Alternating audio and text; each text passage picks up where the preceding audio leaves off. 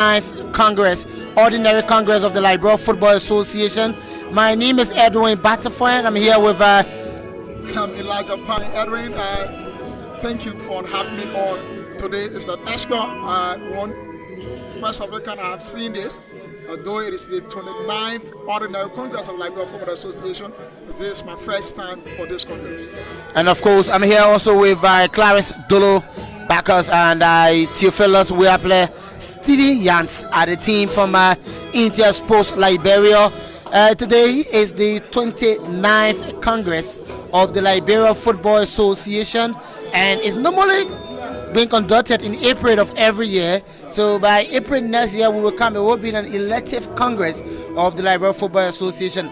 At the LFA Congress, you will have the Liberia Football Association President Mustafa Raji bringing forth to the body some changes, some suggestion, and including the passing of the budget. And then some club will vote yes, and one other will vote no to see it. But the last time, we have 13 clubs. The last Congress have voted against the budget. So today, Elijah, is going to be I must say, a mouth-watering decision, but because we're going to see who will be for and who will be against. It's going to be a decisive one to be made. As you can see, Edwin, the hall is getting jam-packed. The arrival of the president of our determined guests. Can I say champion-elect? Champions. 5 times champions. Madam Grace, we are. They're just waiting just a few games to go. Yeah, so no. Yeah. But you look beautiful, by the way. Thank you so much, Elijah. Thank you. Here today for the 29th Congress of the LFA. Tell us first how do you feel to be part of the Congress? It's always a great feeling to be a stakeholder investing into football and to be attending the Congress. You know, this is where we share ideas and hopefully come out to one common ground. So it's a great feeling to always be invited. The last Congress, your club voted against the budget. Yeah. But at the end, few members wasn't successful in voting against it. Today again, are we going to see the same determined guests representatives we saw in the last Congress? So we just want the betterment of football. It's not about voting yes or no. It's just about the betterment of football. This place is a place for us to agree and disagree and come out to one common ground. The last time I voted no for a good cause.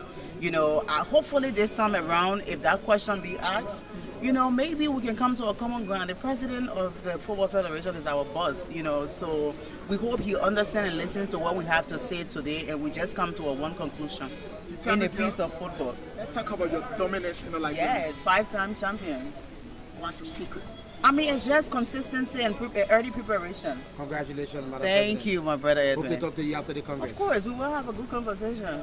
Thank you. She's Madam Grace. We are president of our Determined Girls Football Club, champions of the Women's Upper League. The other clubs, they are not preparing well. You know, is Determined Girls. Is this something that I can tell anyone, right? In football, if you think those who you mark as your competitor, at times, yes, you judge a small about. Good morning. President of Rio Muja. Yeah, the club that continues to see players leaving them going to Europe. One thing that I observe of Rio Muja, they have that style of playing that no other clubs have in terms of possessive way. Though they yet to win the trophy.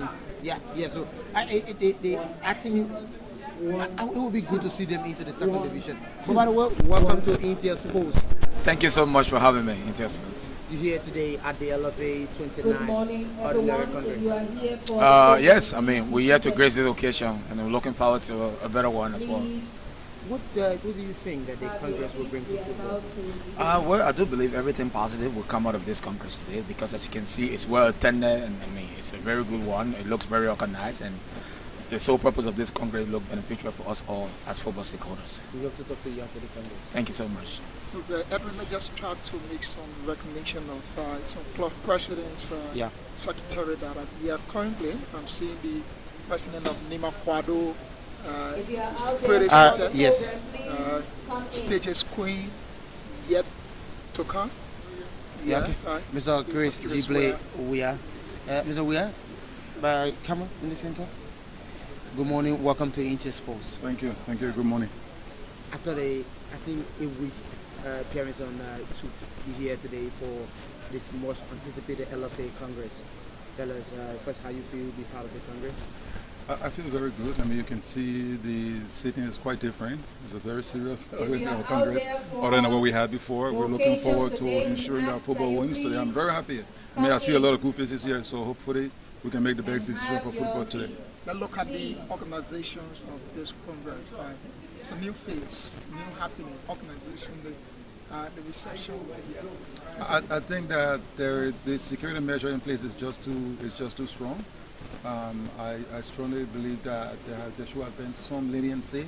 However, I think based on the issue we had here with Sue, so to put all these measures in place, which is it's not bad, but I wish that there would have been more flexibility. Otherwise, the organization is good breakfast, good setup. I heard that we're taking these footballs home today, so that's a good thing. What new do we expect from Stages Queen in this Congress from what we saw the last Congress? Today we're going to make some critical decisions, very critical decisions as a club. We're going to be voting, and we'll vote in the interest of football. It's going to be different from what we did before, so good surprises are waiting Congress here today. We hope to talk to you after the Congress. Thank you. Yes, he's the president of Stages FC, Stages Queen. Liberia Fan Base Association. Hilary Johnson, welcome Hilary. Thank you very much. Thank you Intersport, and thank you to the LFA for this unique organization. This is my first Congress, and I think it's very much organized because from the setup from upside to inside, I'm so impressed. Thank you so much. Thank you so much. Thank you. Who is here currently? He's the champion elect. Congratulations, I say Mr. Champion. Champion elect. Thank you very much. We appreciate, and FC Facel want to appreciate all their fans out there for the wonderful job well done, because it was tough. Preparation to clinch the championship of the LFA 4th Division League was a difficult thing, cost intensive, but at the end of the day, it paid off. You always start football is money. You are putting in money. Definitely, it's scriptural. They say you don't reap what you don't sow. You don't plant corn and get granules. So at the end of the day, we knew we was to win the championship. The championship was the limit. It was our limit. We never had second choice. If we was going to do anything other than that, it means our ideology of football is money would have been wrong to the masses. Just a few hours to the Congress. Your club come up with a release that you signed it concerning the budget aspect of that release. Are we going to see what was in that release being demonstrated here today? Definitely, my club is going to vote no to the budget because we believe there was too much irregularities within the budget, and we believe that the FA did not prioritize member associations. The FA prioritized administrative situation over member association, and the FA did not prioritize our player safety, which we believe they should have. So definitely, we are going to vote no to the budget today. Did the club receive any subvention from the LFA during the course of the season, or just few games to the end? No, we have not received any subvention as of now. Reason being is the club, the FA asked us as FC Facel to provide financial documentation from the club that we purchased, FC Cologne, and we did not receive that money. We did not expend it, so we did not have documentation to that effect. So because of that, the LFA see reason to withhold us from our subvention. So that's it. Okay. So finally, before we leave you, once you read the workings of the LFA since the re-coming of Facel into Liberian football. You want me to do what? To rate the LFA since your return to football.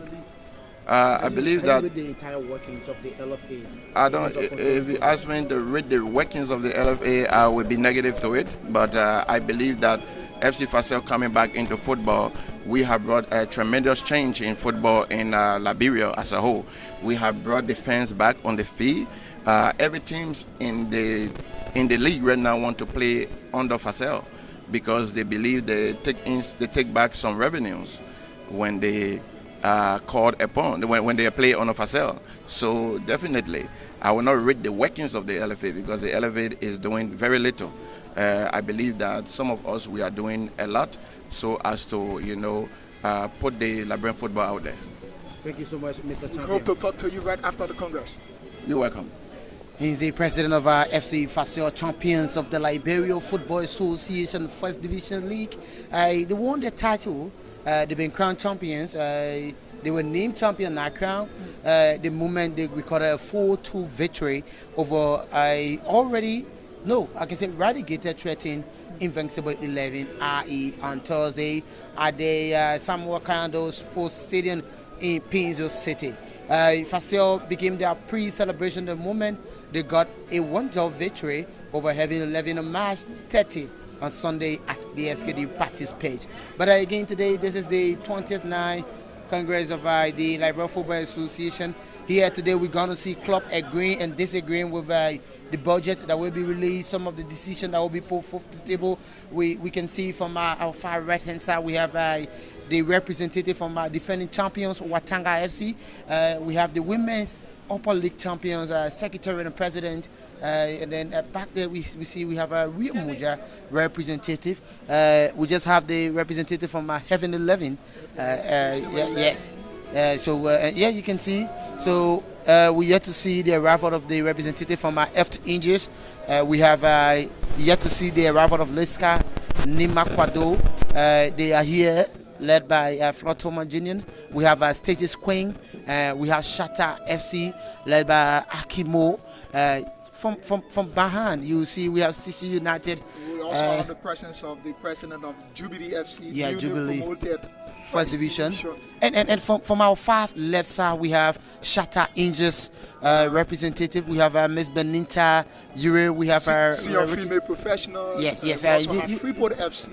And CC United is represented as well. We still have some empty spaces, Elijah, because when you take a look. You see we have more spaces. Some of the clubs. So we have to see sponsors arriving in terms of Liska, Liberia Revenue Authority. It's already Last Man, Orange, Liberia Aqualife, National Port Authority, Liteco, Petro. Yeah, and when it comes to the observer position, from where we stand and see those chairs decorated in the red cloth are for the observer, and elected from far behind are those from the subcommittee. Like you have the ERW subcommittee, you have a lot of subcommittee, but it's good. We have tough talking Madam Rochelle Wilson, who had just arrived here in the Congress Hall. Madam Wilson, good morning. Welcome to Intia Sports. Thank you so much. Come on, you put the camera. Okay. Yeah. Welcome back to Liberia. Thank you so much. Here today for the Congress. Tell us how you feel to be part of this process today. I am excited. I'm excited of the work that the LFA has been doing over the years. We believe that coming to this gallery, we can be able to push the agenda of Liberia football. And I believe that our presence here to ensure that the passage of the budget will be able to carry substantial development for football in Liberia, and also to enhance the work that the LFA is doing. So I'm also part of the group that will vote yes to the budget. Do you see the budget as do you think that the budget is sufficient to run football for 2024, 2025, 2026? Of course. What we have on ground, that will be very practical. That what we have from FIFA, this is what we are using. We don't have extra income from the national government to support or buttress the funding from FIFA. So within the budget, every aspect is covered. It might not be 100%, but definitely we have some, or distribution to every sector for them to get a little bit of impact, and that's what is needed, and that's why we are here. Let's talk about the Congress today. Talk about the organization, the reception. How do you see that today? Oh, this is excellent. This is fantastic. They did a great job. The setup is good. The security is good. We have been coming to Congress since 2010. Do you foresee anything though? No, I don't see it. I think the security is okay, and I think we can be able to. The security center is okay, and I think they are well professional to handle any unforeseen situation. Your club, F Angels, 2 points away from the relegation zone. What changes do we expect from the remaining 2 games in order for the Angels to be saved? Yeah, we are hoping against hope. This is not where we wanted to be, but this is football. and we're doing our best to ensure that we will be in Congress next year. Whatever it takes, for us to get all ready, to be safe, to be Congress delegate for next year, we will, and we will do our best. Hope to see you after the Congress. No problem, I'm here. Thank you so much. I love the confidence. Yes, she said it all. Hope to be safe so we can be Congress delegate for next year, because when your club is relegated, when whole club become relegated, it means that they will not be part of the Congress for next year except you maybe associate with another club. But we're hoping to talk to the technical director of the Liberia Football Association, Mr. Deco Wise. He's run the affairs of all the technical aspects of football when it comes to the Liberia Football Association. Most especially the talent development screen program. Yeah. We've been following and seeing more improvement in the young kids. When you were young, you didn't play football. When you were at the age of 6, you didn't have that opportunity. So, but it's good to have you. Thank you so much. You guys look great and it look real good with the microphone too. So thank you. Tell us today, is it your first Congress since you've been into football? Actually, this is my second. When I first arrived, I arrived in the time where we had the Congress. So this will be my first Congress after a year. The first Congress after a year? Yeah. And what's the feeling just before this Congress kick off? Well, I started getting the gist of what football really is supposed to be in Liberia, like the whole full program where you have a lot of developmental plans, like creating those developmental pathways to our professional setting, like the first division, like the national team. So now I'm starting to feel optimistic. I see the path for Liberia to do better. Since you came to Liberia, I think that it will be your first completed season. What have you observed ranging from grassroots to the second division, the first division, including the Women's Football League? Well, when you talk about the women league, I see a lot of improvement and development on the women's side, and I see some with the guys. But in terms of like growth, I see like fast growing like population, like women inclusion in football, and then it's not just the numbers, but in the quality of the play and stuff like that. We show that we will probably be getting a lot of good results when it comes to the women's side. When you ask for like the leagues and stuff like that, we still have a long way to go, because like most of the teams have not developed like a pathway for themselves to be able to recruit and move players forward like in their system. So we have to work on that, because I see players just being recycled over and over, but we need players that have been fabricated, developed from the foundation into the system. But overall, at least we have a working system where we have a league. So those are things that you can fix gradually as we move on. How do you expect today from this Congress? Say that again? What do you expect from the Congress today? Well, me being here a year, like, this should be a real good Congress, because like after a year with me being here, I've seen a lot of like progress in football and stuff like that. So, but there's always like different mindset, and that's what the Congress is for. Like people will object, people will have new ideas and stuff like that. So I don't know exactly what to expect, but I'm glad I'm here so I can see and observe. We hope to talk to you after the Congress. No problem. Thank you for having me. He's the technical director at the Liberia Football Association. He's Deco Wise. He is speaking of Inter Sports here at the LFA 29 Extraordinary. That's Ordinary Congress. Very shortly, this Congress will kick off, Elijah, so we have to leave the stage because let's just talk to we have to see the champion. Yes, still the champion.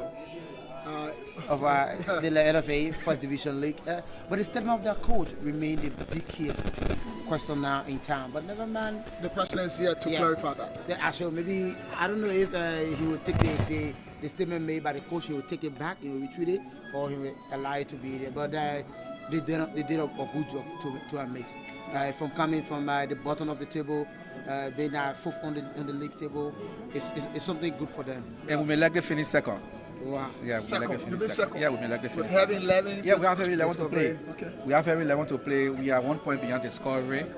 and we have Heaven 11 to play. We have Shatta to play. So on Sunday, it's a win for us against Shatta. And then depending on the result for Heaven 11 And Global Farmer, which is a very good game. So we are hopeful of finishing second. But when it comes to the coach, later on with the coach, make it clear that you were talking about next season, not this season. No, but he next season, not this season. He was not clear as to whether it's 2024, 2025. But we'll definitely be champ next season. So you're speaking figuratively. Yeah, figuratively. So, here today for the LFA Congress. Yeah. What do we expect from the representatives of Watanga FC, the defending champions? Well, I think Watanga is fully represented here. We have the Secretary General and the Vice President for Operations. We expect to vote in the interest of football. We know that if you look at the agenda, there are key issues that need to be discussed, especially when as it relates to the issue about the budget for next fiscal year, which is the coming fiscal year. And we know it's critical because that will lead into the elections because next year is election year. So we think it's important that stakeholders scrutinize the budget carefully before voting. So we hope that Watanga will vote in the interest of soccer. The other Congress, the Watanga voted yes for the budget or no? Watanga voted yes for the budget. Are we expecting them to? Well, of course, the thing is that I'm a executive committee member and I'm also the co-chair on the budget on the finance committee.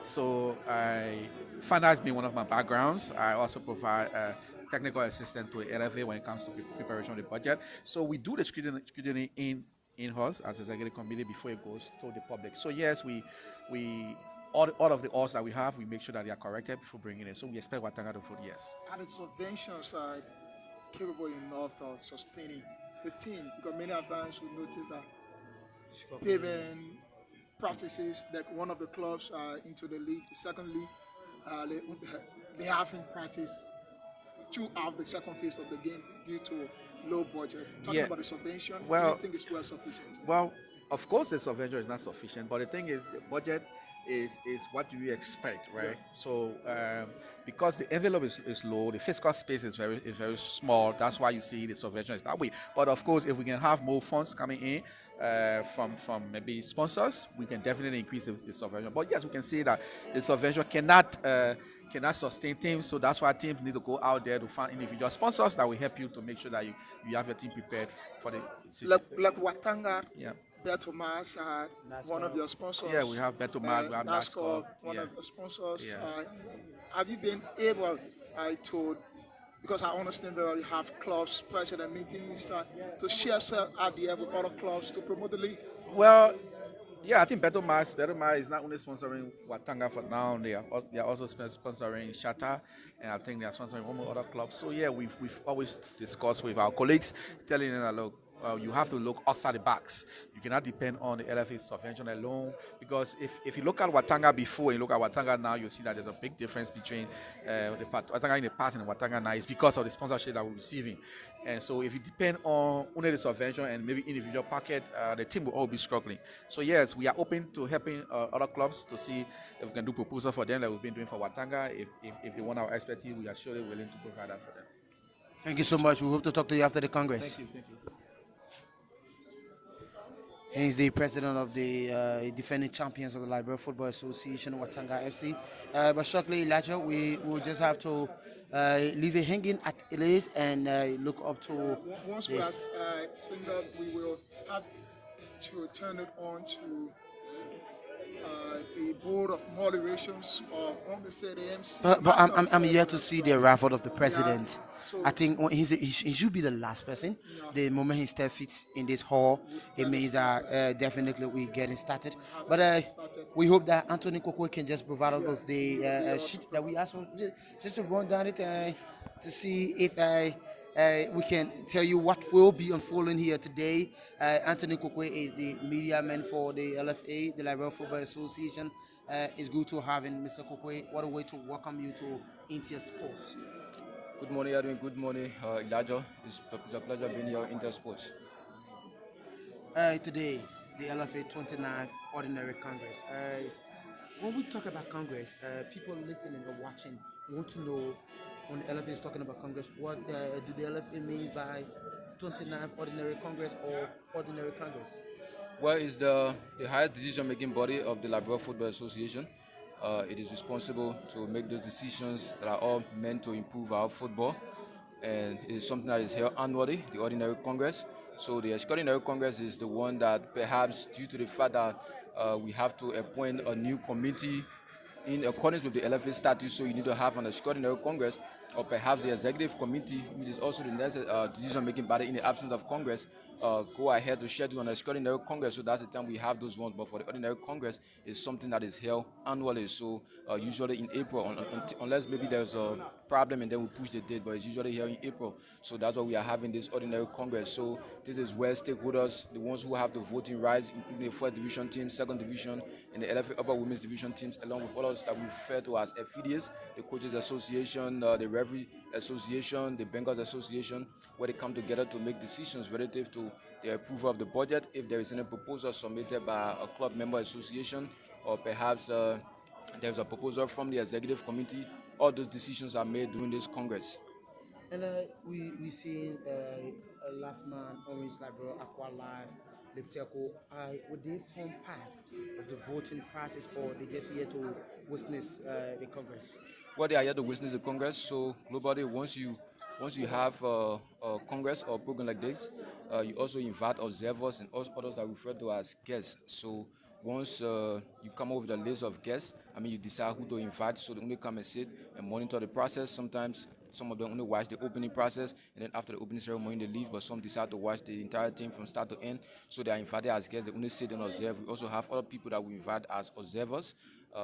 Others we also have former presidents of the Football Association, former general secretaries of the Football Association, including former vice presidents as well. And we also have former football players, both women and female, that are invited for these events. So they all sit back and observe the process, while the delegates who have the voting rights are the ones who make those decisions. Let's talk about the selections of media practitioners in terms of accreditation. How was it done? Well, this is something that has been talked about in the Sports Other Association chairman that I am a part of. As you can see in the hall, the decoration, the setup, this is a new format that we came up with. Unlike the previous congresses, we had one individual per club representing the club. So this time around, we have 2 persons, 2 delegates per club. So even if we have bigger space, we would have made it 3 delegates per club, because we wanted to follow international standard as it is done at the level of CAF and FIFA. At these congresses, we have 3 representatives from each member association, the president, the general secretary, and they decide who next can fill the gap. So we wanted to do same, but we realized that the space was not adequate enough to accommodate 3 delegates per club. So we reduced it to 2 delegates per club. So after coming up with the list of those 2 delegates per club, the arrangement, the setup, we realized that the space we will have at the back can only accommodate 16 journalists. So that's how we open the application, because we have a list of accredited journalists who have been covering LFA events, and they are close to 52. So we just couldn't leave it open for the entire 52 journalists to come and cover the event. We wouldn't have space for them. So that's why we decided to open the accreditation process, and through the accreditation process, 30 journalists from print, electronic, and online all apply. So we had to go through the vetting process, letting a single individual per institution, and also taking into consideration we take people from each of those categories, including print, broadcast, and electronics. And some of the applications, we had 2 journalists from a single institutions applying. We couldn't take 2 persons from a single institution, so we had to take 1 person per institution. And also, you may agree with me, there are some of our colleagues who have been covering the LFA league extensively, women's league, women's upper league, first division, second division. So normally they are always at those game venues. So they haven't had the opportunity to cover the LFA Congress, or perhaps the LFA Awards. So we believe in our wisdom that it is also time that we give some of them the chance to get these experiences, because it will also be unfair to them if we only accreditate them to cover these local games, but when it's time for such a big event, we don't give them accreditation. We only accreditate people who consider as veterans, or maybe people who have covered more congresses. So it was from those backgrounds that we made those selections. So it wasn't a target to anyone. It wasn't meant to take anyone away from Congress or do anything. So we just went through our vetting process. Obviously, once you have these kind of processes, everyone won't be satisfied. There will always be dissatisfaction. People will give their opinions, people will conclude, people will judge. But as a media institution, we believe that we did the right thing and we make the right selections. So at the end of the day, people are entitled to their opinion, and we respect those opinions. But we, as a media department of the Football Association, we are more focused on doing the right thing and make sure that those right things are done. So, that was just it. Just before we go, we want to say congratulations to you and your colleague James Sella on successful training in Conakry, Guinea. This means a lot to the Liberian sports journalism field. And you being a journalist, uh, now into the PR portion, firstly, how do you feel attending such training and coming back home with a certificate from WAFU? Well, it was a wonderful training. It was 2 days, and we wish it was more days so that we could get more insight. However, the 2 days we also got insights that will be applied during our international matches because it was more focused on media protocols for international matches, and even some of those protocols can be performed or executed during events like this. Like we have already found a particular place for the media, and it was my worry that my colleagues from the media won't come and then there is no seat, even though we're accredited 16 person. We didn't want a situation where the 16 will come and then there is no seat for them. So I'm happy that those that were accredited have the seat to sit. So those are things that we will be working on during international games to ensure that we have the pre and post match press conferences and they are well organized, and during the match we have those media protocols that are well respected, where we have spaces allocated for photographers during the pre-match formalities, and then after the pre-match formality where they should be stationed, and during the game what they should do and what they should not do, because those are things that we've been doing based on maybe past experiences without going through the proper training. So the fact that we have gone through those trainings, I mean, it's going to help us a lot when it comes to organizing the media during these international matches and international events. We hope to have you after the Congress to explain to us what will unfold here after everything has been done. Thank you so much, Anthony Kokwe. We'll go again. It will be good to also have you on one of our programs, Sports Extra, so at least we can talk more about what's happening inside the LFA and our football at large. I mean, I'm always available. Thank you. Thank you so much. He's the media officer of the Liberia Football Association, Anthony Kokwe. But Elijah, one thing that I observe is that Elijah, I think we have to go on our right a bit, in order to stop there. So one thing I observe is poker from downtown FC, just around they just got promoted. Elijah, I haven't seen the raffle of the president. It's something that I think, like, I'm thinking that when the president comes, it means that we definitely going to start, because when you take a look, Elijah, you're going to see I think it used to be the National Olympic National Olympic Committee. Yeah, and then we have to say Teller A. Dolo. The head of yes. committee in Liberia. Yeah. And then we have the second vice president. He will be seated here. We have the third vice president, Madam Julie C. The camera. You just got to dress so at least we can get. We just have to get this place as to. You have Madam Judy Ray Seaton. You have Emma Creighton, the General Secretary of the Liberia Football Association. You have the President, Mustafa Raji. But let's see if we can talk to Miss Benita Ure. Yes, let's see. Just a minute, yes, at least. Madam President, good morning. Welcome to Inter Sports. Thank you very much. Here today, ready for the Congress. Yes, I am. I love the look. Thank you. It's smiling on your face ahead of this Congress. I'm very happy to be a part of the Congress, and it's a joy to be here representing Shaita Angels. Wow. And the last time we saw, I think Shaita was part of those clubs that they voted against the budget. Yes. Up to now, I want to know, did your club receive any subvention from the LFA during the season? Yes, we received our subvention in full, the 6,000 that was promised to us by the LFA, and we do appreciate the LFA for that. What do we expect from the Angels from today's Congress? No vote. No vote? Yes. Wow. Is it concerned only the budget or what? Mainly the budget. Lack of priorities of things that should be prioritized, like ambulance and our player safety. You've been fighting these ambulance issues. It's happening in one of the games against the Tammy girls. We have Orito Tobad as well. Francisca Ha and Esther Masale got injured. It just took a long time to get it resolved. These kind of things I think they need to work about.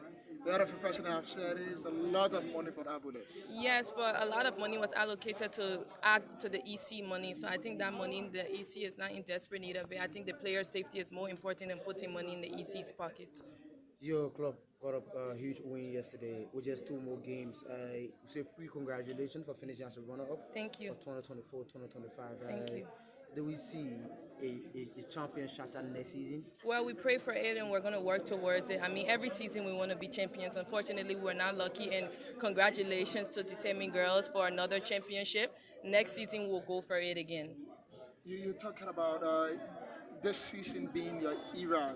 As an era, have a different mindset now that you are not the champion. No, well, our intention was it to be our era this season, but unfortunately we fell short, and that's football, ball bounce, story changed. So the story did change. Yes, we did, and this is Miata's best season. I say this is her prime, although she has been in football for years, but this is her prime. Are we expecting the Angels to return to Carisbrand beginning next season? Well, that's all left with the LFA at this point. There was a rumors that the Angels were preparing to build their own sports stadium. How far is the project? Yes, it's still in process, and we hope to finish it. Yes, it's very costly, and to run a team as well is very costly. So we have to prioritize the players' salaries and practice and all those other things before prioritizing having a field. We hope to talk to you after the Congress, Madam Thank President. you very much. She's the president of Shatter Angels, Miss Benita Ure. You listen to her. Wayne Gaga is before our camera. I don't know why. Always coming around. Even Joel Freeman. Joel Freeman is blocking the camera. Welcome. Just say something. You can see Joel Freeman is blocking our cameras also. Yes, Joel is blocking our camera. Joel is blocking our camera. You cannot see Wayne Gaga. Joel is blocking our camera. How will you see Wayne Gaga? So, FIFA coordinator, Inter Sports, youth football coordinator. That's correct. LFA. He's a FIFA Plus coordinator as well. Yeah, FIFA. Former journalist, former football player who play. Journalist, always a journalist. Yes, but former football player who say he play for Maggie, but we can see the video on YouTube. Not Maggie, but Papo Lucante. Papo Lucante. Gentlemen, I think we are here for the Congress. This is the 29th Congress of the Liberia Football Association, and it's amazing football stakeholders who are investing, who are spending their funds. They are all here making sure that we have colorful event. As you can see, the hall is beautifully set up. Thanks to the organizing committee. You are part of them? Yes, I'm part of the organizing committee, but it's chaired by my colleague Joel Freeman. And we have done an amazing job to see and make sure that this Congress be a fruitful one. In the interest of the youth. Yeah, youth football, yes, it is part of it, and in the interest of Liberian football as a whole. So that's why we are here, and that's why we are into this, and we appreciate Intel for always coming up to cover these activities of the Liberia Football Association. Thank you so much, Mr. Coordinator. Thank you so much. So at least you have a history of a football game, unlike you. Yeah. Look, I beg you, don't bring it. So you can see from here we have because we just have to dress Elijah. They continue to be passes. So we have Elijah. I'm seeing So we have Liska here. Something is I'm seeing Samose Gazo as an observer. As an observer, BBC journalist observer. Observing the 29th Ordinary Congress. The entire board of the observers is objective because we have Moses Gazo as one of the observers. Hillary Johnson also. Moses will talk to our microphone in terms of what he's been following what a year.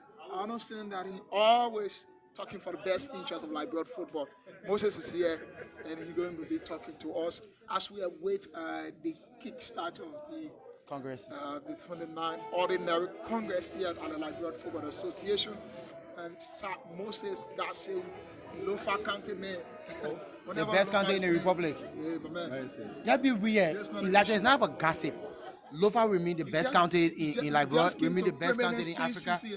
Not how long. Like talking about it's how well, bro. Moses, welcome. Thank you so much. It's always a pleasure. And I mean, I'm proud of where I come from. I'm proud of Intersport always, so you know that. I'm still the backbone of Intersport. No, I won't tell that all we actually came for the 29th Ordinary Congress of the FA. Football is quite a important factor of sports and youth creation in Liberia. So we have to be a part of this process. So I'm honored to have been selected as one of the observers by the Football Association. Today, I'm dropping my media cap, and being a stakeholder is also important to be here today. So you will not see the unknown. It's not As a about journalist. It's not about seeing the unknown. It's about also as an observer understanding how stakeholders are going to be making the decisions, whether right or wrong. So we can. I mean, it's almost like I'm still in the same role.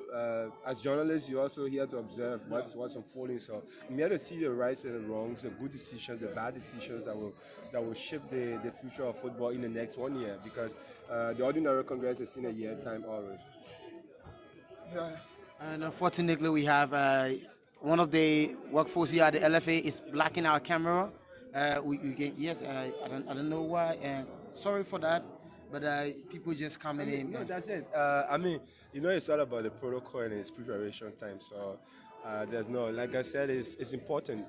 Football, no doubt, football has played a very key role in our national discourse in terms of promoting peace and reconciliation, providing employment for young people, and also helping to make people happy. You as an observer of this Congress, what positive outcome do we expect from this 29th Ordinary Congress? We hope that we can continue on the path that we are on. If you've been, I mean, I'm an ardent sports journalist for over 2 decades and a half, so I know exactly. I've seen a lot of different FA presidents. I've seen different leadership in the football. So we may not be where we want to be, but at least I think we are somewhere, and we hope we can only improve upon that. I hope that stakeholders can make the kind of decisions. I've not seen an agenda yet. But if I can see the agenda and see what's on the agenda and how it's going to move football, I'll be glad and very happy. And we'll be hoping to talk to you after this Congress. Obviously, I'm always open. I'm not shy of the microphone, bro. You know that. Thank you so much. And Sam Moses, Kali, He's so passionate about this Lofa pay. Not even being passionate, it's just that Lofa is the best country. Lofa is defeated. You see my boss. Not the issue, brother. I used to say that everything is lost. Bro, they can beat Baga, they can beat Madrid. So when they beat Lofa, it means that. So Lofa went to your home. You say you're from Sino. We went there, we beat all of you guys. We came out of the zone. So it's not something magic. But Status Queens represented Nima Quadon. Also represented B Mountain, represented F Angels, Heaven 11, Beach Soccer. FC, Watanga FC, the Tammy Girls. We also have the presence of Downtown FC, newly promoted First Division. So one thing I'm so passionate about is that. Yeah, and Elijah, one good thing is that we hope to talk to Marco Joseph from the Olympic or the vice president. After the Congress. It's like she's trying to compile something very special. But let's talk to the SG of Heaven 11 Football Club. Mr. SG, what a way to welcome me to Inter Sports. Good morning, welcome. Oh, thank you for welcome. How are you as well? We're doing good. Here today for the 29th Ordinary Congress. Tell us what Heaven 11 is bringing to this Congress and what Heaven 11 is taking out of this Congress today. So it's a fulfillment by FIFA and CAF that the FA as member body will have a Congress at least once a year. If we have come to as well add value to the FA. So Heaven 11 is one of the club, or probably the only club that has contributed very technical comments to the results of the document that come from the FA in terms of this congress. So are we looking forward to see a very stable environment, see what the FA has in the line for football this year, and then we as well give our inputs what we think that are critical that we work on as we always done, and then we see that football can move progress. You got massively defeated. That Shatter Rangers, you're struggling into the first league. You, as an informed team, many things is another means of match fixing. What do you think that to be? Well, it's Heaven 11, not PNC FC. No, Heaven 11. So we lost 3-2 to our rival Jubilee. So there's no form of match fixing yet. As ever, we have insight on FE, our technical team is on it. So if there is any insight or any hint of probable match, if yes, we'll let the FA know and the proper alert. Yeah. You always be one of these clubs who is on the back of the LFA when it comes to the financial aspect. There are a lot of positive things being said about having 11 representatives when it comes to the Congress. I'm a witness. I had a conversation with one of our insiders from the LFA, and they praised the participation of your club when it comes to the Congress decision making. Today, are we going to see if having 11 is for or against the budget today? So having 11 as it is it's made up of a group of professionals, as you know, of different walks of life.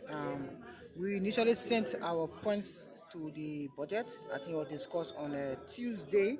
So as today is, we will just go to see what our vote are. I know it won't be a secret ballot, so you see clearly what every 11 intention is. We hope to talk to you after the Congress. Thank you, everyone.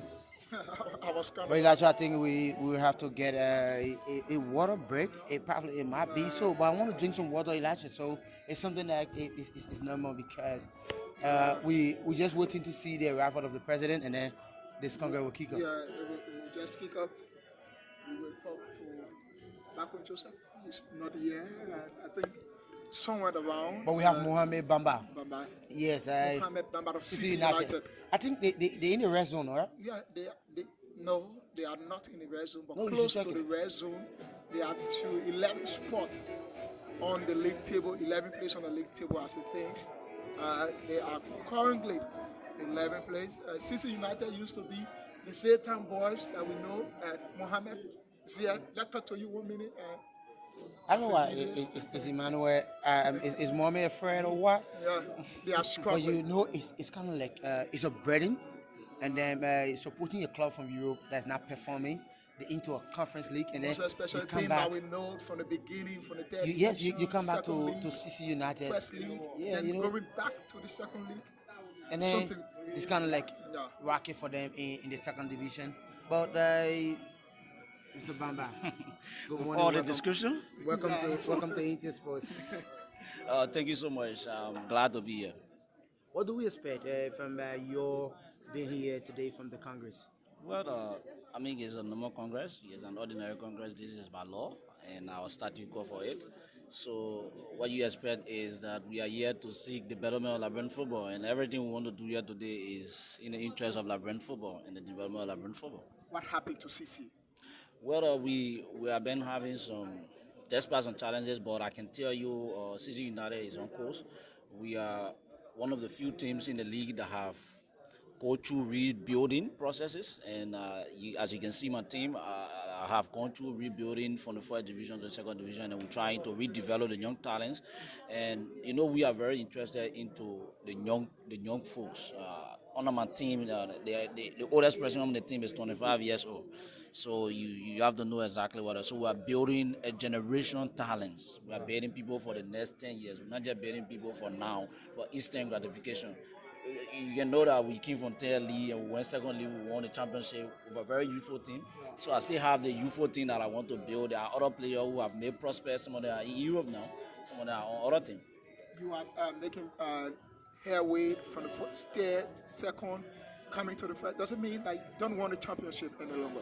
Well, it's all about preparation. Like I said to you, I've gone through rebuilding process of the team. A majority of the players that I took to the champion, the second division, the first division, many of them have some prospect. They have left the country. Some of them have moved to a bigger team for greater opportunities. So CC United is not just about a team that will just be winning. We are Ruby Hen, Deton Colley, all these other people. So our team is just about molding the amount of the young people, building a next generation of talents. It's not just about winning a trophy, but we want to prepare a youthful talents that can take over the football in this country. That's all we're doing.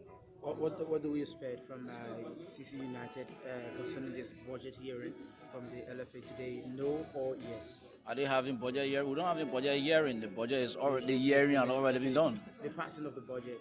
Well, what will be done here, you will see exactly. The votes are not in hearing. The vote are are we clearly. expecting yes or no? The vote will be clearly seen. It's not in The question hearing. has not been answered. Are we expecting yes or no? The vote are not in hearing. You will see it clearly here. It will be on live on them. And do a secret whatsoever ballot. decision that will be made here, my clubs have taken a decision, and whatsoever decision that will be made here, you will see it. It will not be in hearing. We hope to talk to you after the Congress. Thank you so much. So very shortly, there's a kickoff of the LFA 29th Ordinary Congress I'm sensing, will kickstart. So I'm sensing the arrival of the president. So we're hoping to see, but we continue to see some empty spaces from by our left side, including the middle here, and from the right side, we here to see. I think we have 2, 4, 6. Discovery at the right. Discovery Football Club. So That we please take our seats. So I think Elijah very shortly they will announce the arrival of the president. Married to Sports Record Association going to Boba. So we will leave it just like this and await the kickstart of this Congress. So we will leave it just as it is and await the kickstart of this Congress. So all of the delegates from my various clubs are all here. We see Deco Wisse, LFA Technical Director. Lackmans is also represented. Yes. I can see the media man from the LFA, James Silla, is behind the camera also set and ready. And I can also see Julius Conton is here. I can see Theophilus is behind the camera, Stephen Yates. Yes. It's also represented here. They are all in a white and white. Yeah, so Elijah, we're gonna leave it like this. Focus on the pollen that we'll see the Olympic Committee. We see the second vice. Is that the second? Yeah, the second vice president, the third vice president, the general secretary, and they see the president of the LFA and the Ministry of Youth and Sports. They will be seated here, and then up there we will have Anthony Z. Denuka, Executive Committee member, Councillor K. Jalata Sayon, Executive Committee member. There's Yuma, yes, Executive, Kelvin Bayo, Minister Murphy Gray, Executive, and then we will have another group of an Executive Committee member being positioned on that side. So, but very shortly, we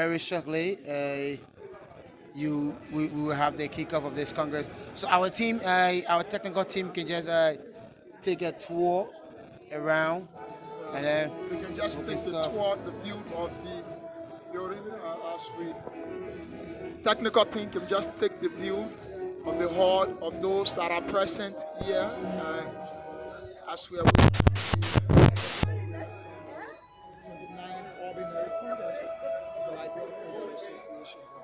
Something I'm observing here. Pontia is not taking our photo, but rather president and the executive committee. No, don't worry. Same Pontia will take a picture. He's not taking. No, he's a very good photojournalist. He also played football, but he played 136 games, 2 also ago.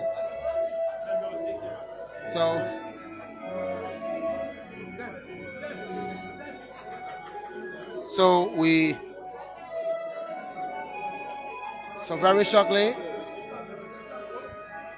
very shortly, we will have the. Here come the arrival of the president of the Liberia Football Association. Mr. President, good morning. Welcome to India Sports. Yeah, good morning and good morning to the public. Today, 29th Ordinary Congress. What do we expect? Oh, well, very excited. We'll be delivering to our stakeholders in Liberia issues of our football of the past and the budget of 2025. We're hopeful that we'll be also admitting new members at the LFA Ordinary Congress. And we hope that we can have a very good Congress. The security is tight here today. It is the reception at the hall. Well, it's not about security, it's just about coordination, and we're happy that those who are accredited to participate in the Congress will come to the Congress to participate. All of the leagues. Yes, thank you. Mr. President, just before we go, the last time we have 13 clubs, the last Congress that voted against the budget. Today, are we expecting less of that number? Well, it's left with the clubs. It's just to tell the public, those who are interested in developing football, and those who vote against the budget are not interested in developing grassroots football because all of what was in the budget reflect to grassroots development, youth development, infrastructure development. I mean, the funny part is you should be asking the questions. Those who voted against the budget meant that all of the support we wanted to give out should be given. They didn't receive the support after voting against the budget. It's something you need to ask them. Thank you, Mr. President. So he's the president of the Liberal Football Association, LFA, Mustafa Raji. So we're taking an urgent break to be right back. Let's please be seated and get ready for the occasion today.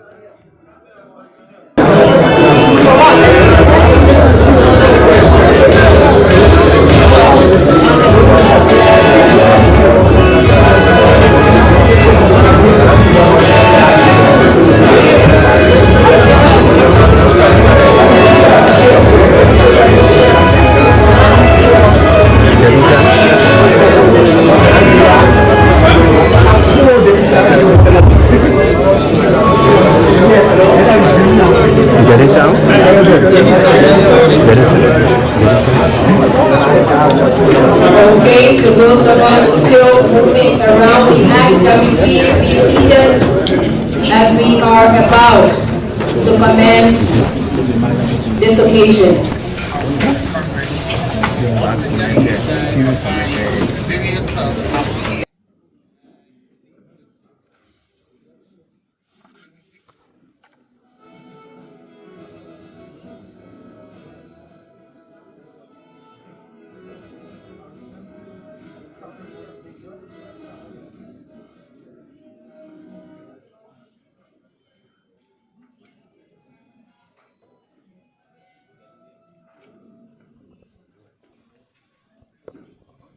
Mr.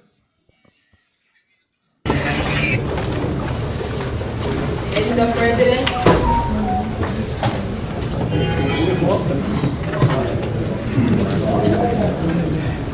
Mr. President, members of the Executive Committee,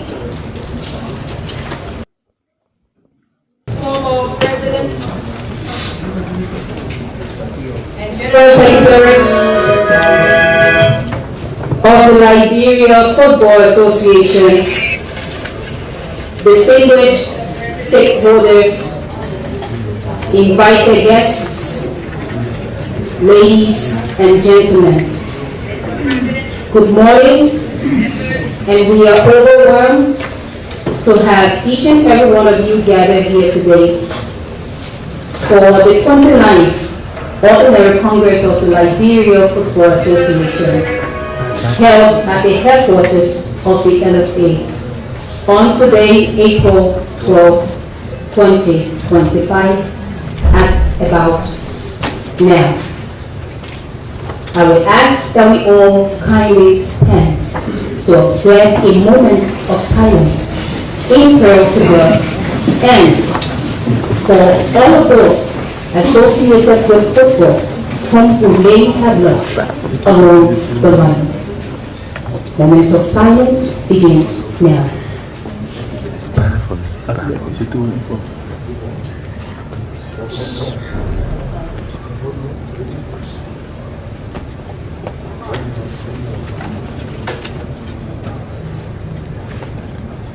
Thank you. You may be seated.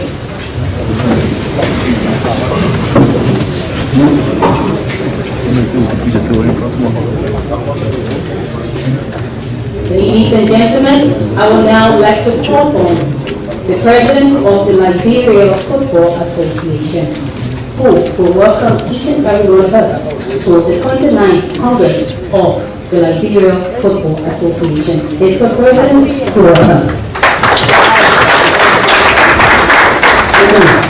Thank you very much. Thank you very much.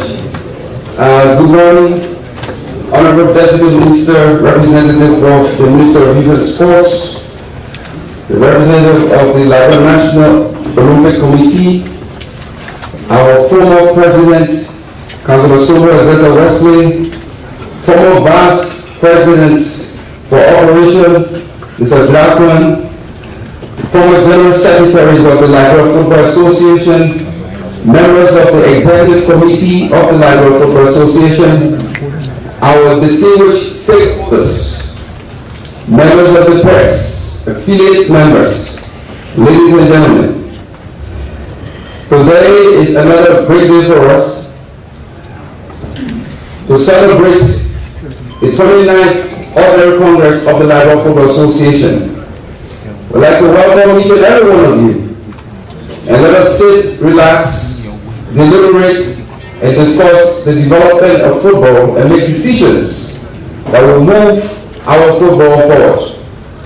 Ladies and gentlemen, I want to extend my thanks and appreciation to the President of FIFA for the continuous support through the FIFA Forward Development Program, to the President of CAF, Dr. Patrice Motsepe, for his continuous support in moving African football forward, and to the President of the West African Football Zone A, Mr. Lami Kabajo, for guiding and directing the West African Football Zone. To all our stakeholders, we'd like to extend our thanks and appreciation to you for your continuous investments and your continuous support towards the development of football in our country. All the Liberians are following the program today. We want to extend our thanks and appreciation to you also for investing and making the sacrifices. Honorable Minister, can we convey our thanks and appreciation to the national government and all other offices of government for the support, the confidence, and the cooperation we continue to enjoy.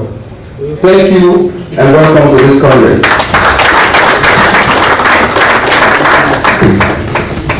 We want to say thank you to the President of the Liberia Football Association for welcoming each and every one of us to the 29th Congress of the Liberia Football Association. And I would like to call on Mr. Malcolm Joseph, representative of the Liberia National Olympic Committee, for a special remark. You're welcome, sir. Thank you very much, Mr. President and members of the Executive Committee of the Liberia Football Association, past leaders of the LFA, the Honorable Deputy Minister of Sports, distinguished members of Congress. I will request that we observe a moment of silence for the death of the Secretary General of the Liberia National Olympic Committee, Mr. Frederick J. Platt, who will be buried today. Thank you very much.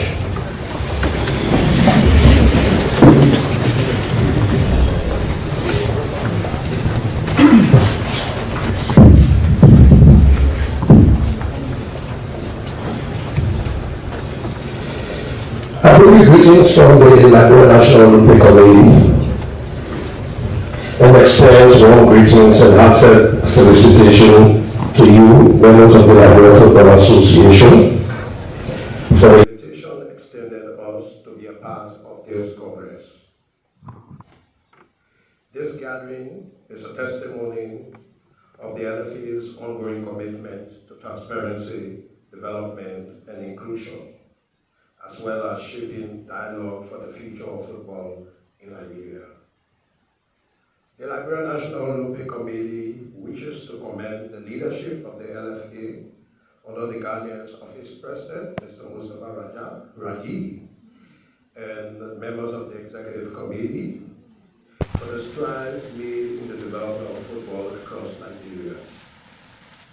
Particularly, we are pleased with the concrete steps taken towards the decentralization of women's football, a bold and commendable initiative that ensures young girls and women across the country are given the opportunity to showcase their talent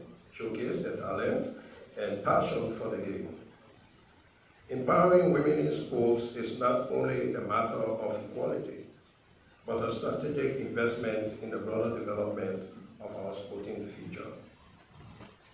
As the umbrella body of all sporting federations and associations in Liberia, the Liberia National Olympic Committee recognizes the unifying power of football. It is a game that transcends ethnic, political, and social boundaries, and in this light, we urge all stakeholders within the football ecosystem to foster unity and collaboration. Only through collective efforts, mutual respect, and shared vision, we can build a solid foundation that will propel Liberian football to greater heights, both on the continent and on the world stage. Football is more than just a game. It is a vehicle for national pride, through engagement and economic empowerment.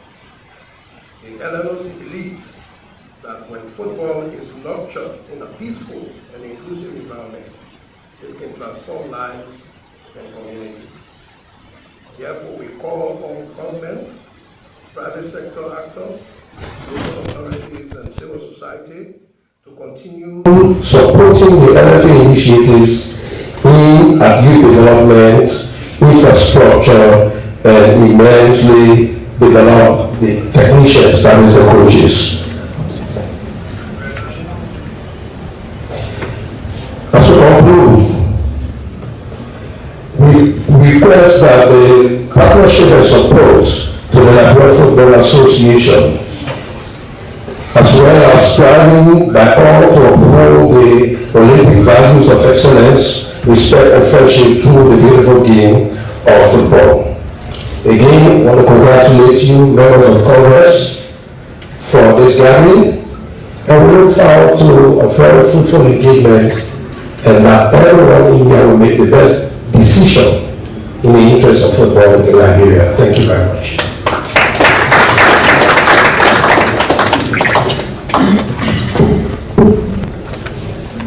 Thank you, sir. At this juncture, we would now like to call on the Deputy Minister of Youth and Sports for a special remark. Mr. G. and D. Kwame, you're welcome. Mr. President, members of the Executive Committee, Madam Sombo Asata Wesley, former commissioner of the Liberia Football Association, and Mr. Jackson, former Vice President, former Secretary General of the Liberia Football Association, fellow stakeholders, distinguished guests, members of the Food Estate. Mr. President, I want to say thank you. Football, 2 years back, we didn't have headquarters, we were rented. Probably using the SKD or the ATS or somewhere else on Broad Street, Monrovia. But today, we have somewhere called Football House. Even though there were dreams led by other people, but you accomplished it. Honestly, I want to say thank you. I know it was not easy being the first female president of football in the world. This is a history that nobody can take from you. The first female football in the world.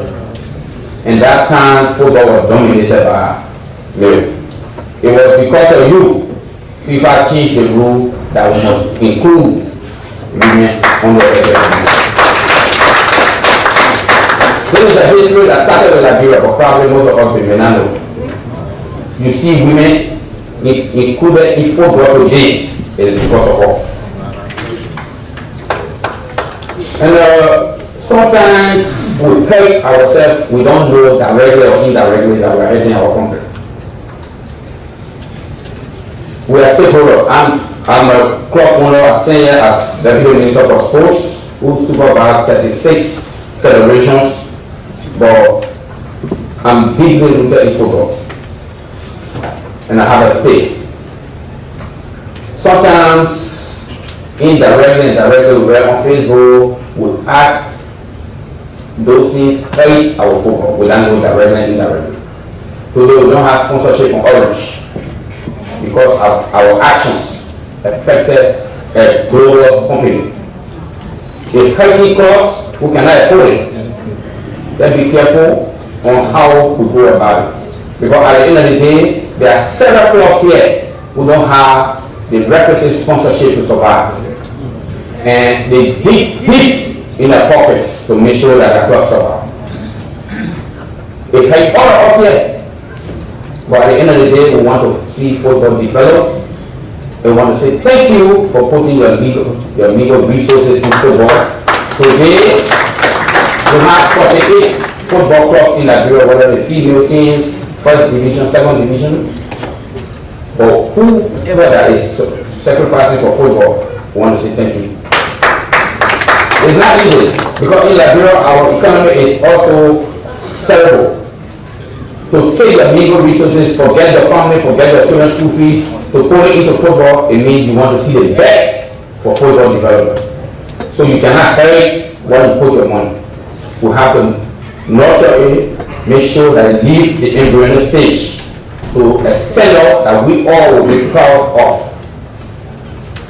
In this manner, Mr. President, I want to say continue to work. The only tree that people can chomp is the fruits tree that bears the sufficient food that people want to eat. If you are not working hard, probably people will not run out there and criticize you. Criticism is part of life. Be strong, don't be team. But when you are team, you can't survive. The elephant skin. But continue to work for football. So at the end of the day you leave, the same team telling Man Wesley today, thank you for what you did for football, we will also say that. Regardless of what happened, you will one day leave. Whether it will be at 2026 or whether it will be now, but one day this will become to what all you have done for football. We want to say thank you. In this manner, we want to say congratulations to FC Facel for winning the championship. It's not easy winning a championship, especially coming from a relegation team. Almost relegated and came up and won the league. I want to say congratulations. They should also encourage all the other clubs, 14 clubs, to work harder so that next season we can see one of you two also achieving what FC Facel have achieved today. To my fellow stakeholders, before I take my seat, they respect football, they respect the integrity of football. So that tomorrow our football development cannot be a laughing stock. So that people around our region can also respect Liberia and respect the kind of football we are running and to respect our program. Thank you.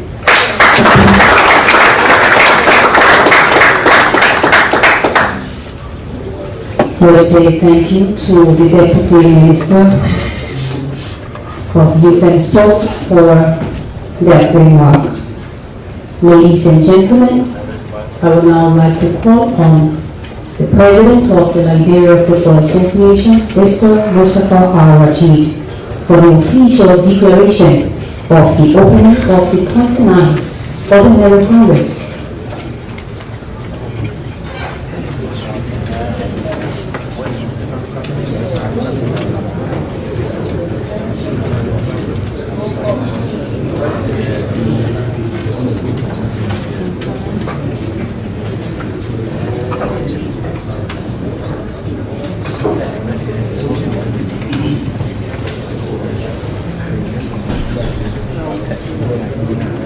Okay.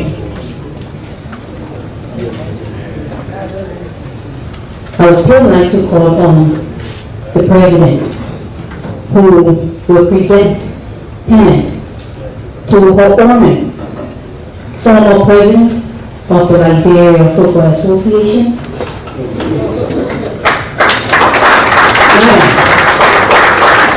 Executive Assembly, Wesley.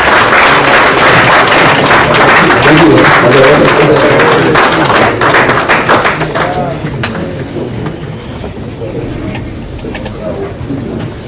So we ask that the former General Secretary of the LFA who served Councilor Wesley to please join us. Mr. Bossy, former Vice President Mr. Draconso, those who are just coming to football can also see your face in terms of the sacrifices you made. And I'll ask the third Vice President to also join us, in presenting this.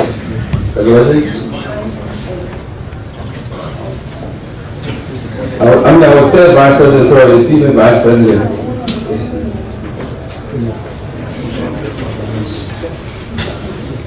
Please join us.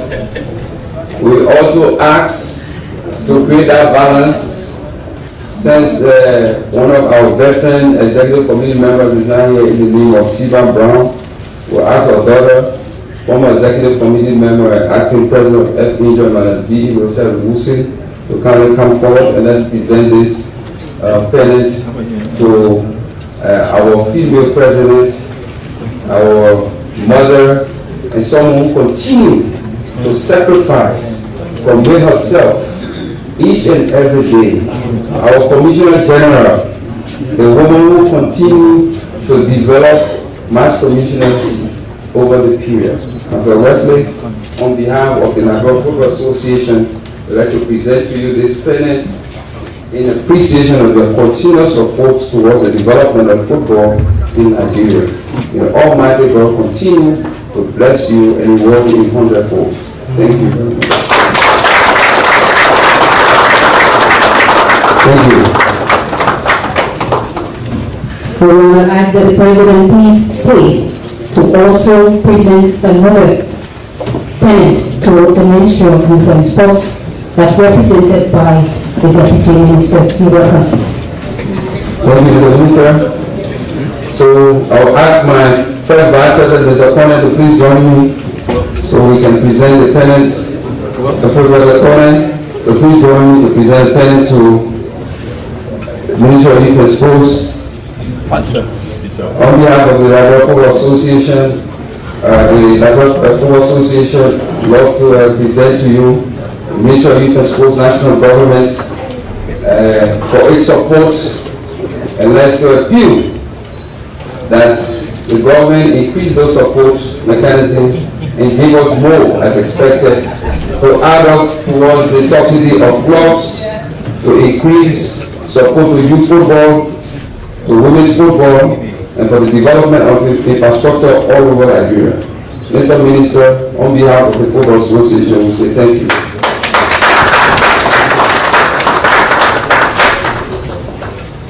Thank you, Mr. President. You may be seated.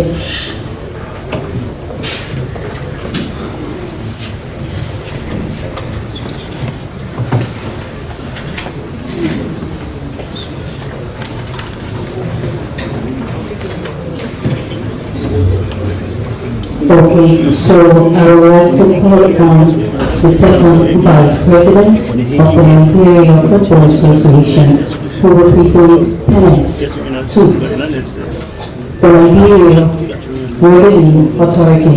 We welcome the representative. Please come. The representative, if you are here. Okay.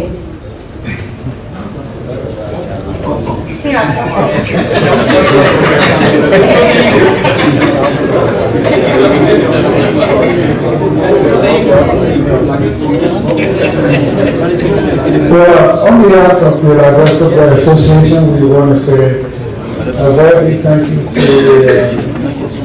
the Revenue Authority for all of the dispensation you've given us in terms of duty free, and we ask you to continue to do so. In appreciation of that, we award you this point. Thank you very much. Thank you. Please stay. Please stay, sir. Mr. Will, please stay.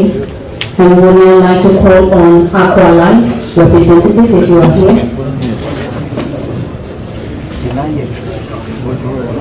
Orange, Liberia, if you are here. Liska, if you are here.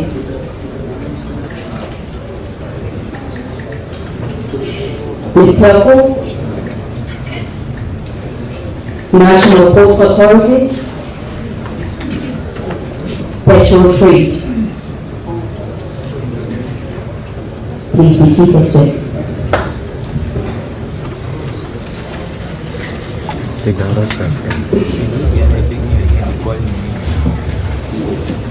Okay, ladies and gentlemen, we want to thank you for being patient. And at this moment, I will call on again Mr. Mustafa R. Rajit, President of the Liberia Football Association, for the official declaration of the opening of the 29th Ordinary Congress. You're welcome. Thank you very much. Thank you. Well, dear stakeholders, members of the Executive Committee, former President, former General Secretary, members of the press, ladies and gentlemen, by the power and authority vested in me as President of the Football Association, we hereby declare this 29th Ordinary Congress officially open. We now ask members to please stand while we play the LFA anthem before we proceed to the roll call. Thank you.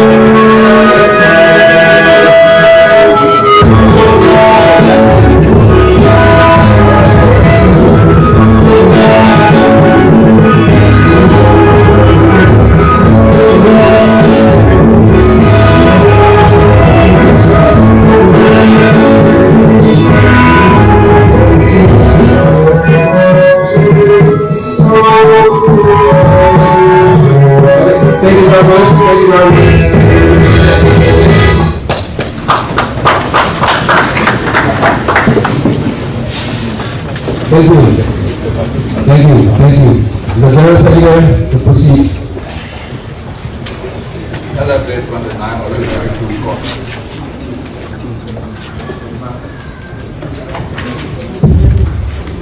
LFA 29 Ordinary Congress adjourned. A. Roll call and declaration that the Congress has been convened and composed in compliance with statutes. Roll call. Executive Committee members. Mr. Mustafa R. Raji. Mr. Sekou Kone. Mr. C. Tayo A. Dolo. Ms. Judy Reed Seaton. Mr. Newman Nyawe. Present. Mr. Kevin Bayo. Mr. Alvin Brown. Present. Mr. Cyrus Diene is excused, is on steady leave. Anthony K. Chidates Sayon. Councilor K. Chidates Sayon. Mr. Tible D. Makoni. Mr. Anthony C. Denuka. Present. Mr. V.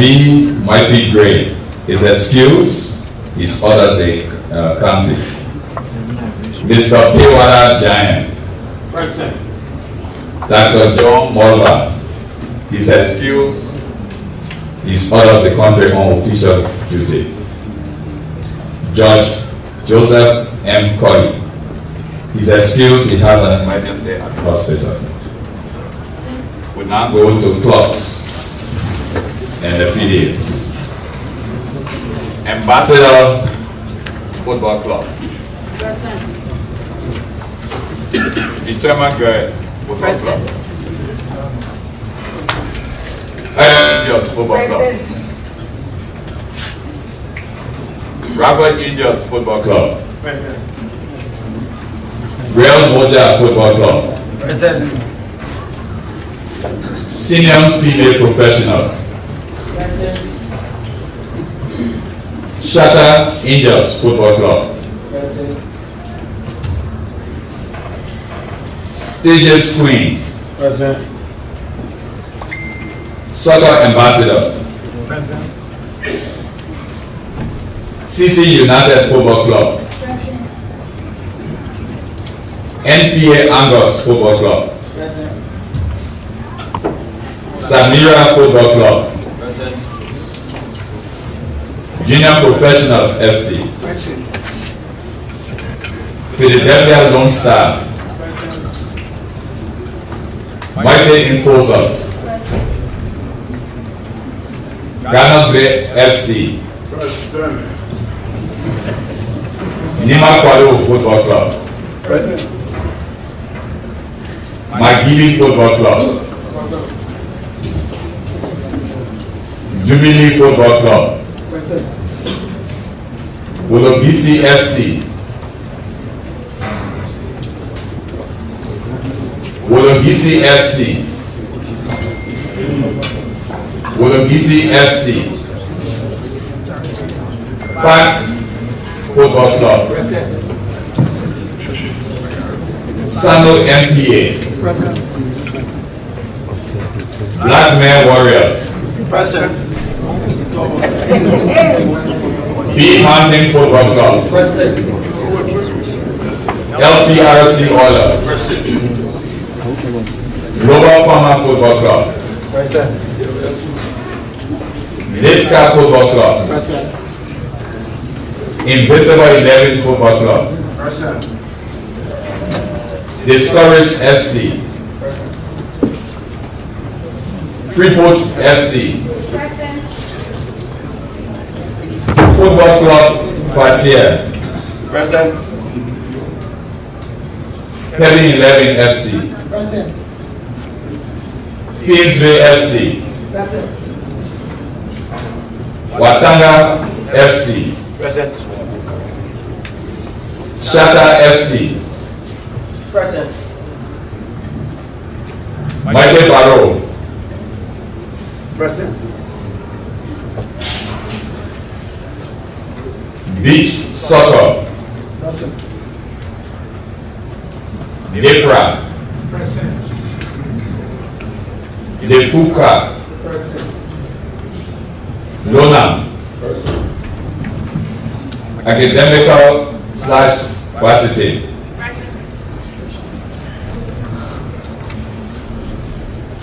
Mr. President, we have called the roll and one club absent. All other clubs present. Thank you very much, Mr. General Secretary. Consistent with the statutes, do we have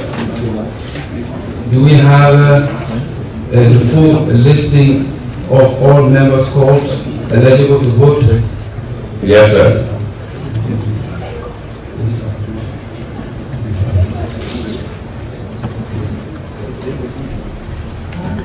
Excuse me. Bengals Association.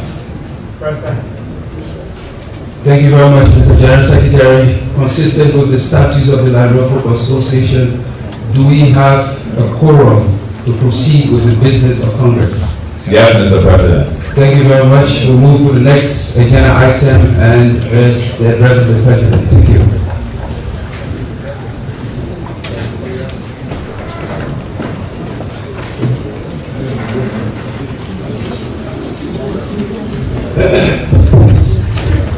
Thank you very much.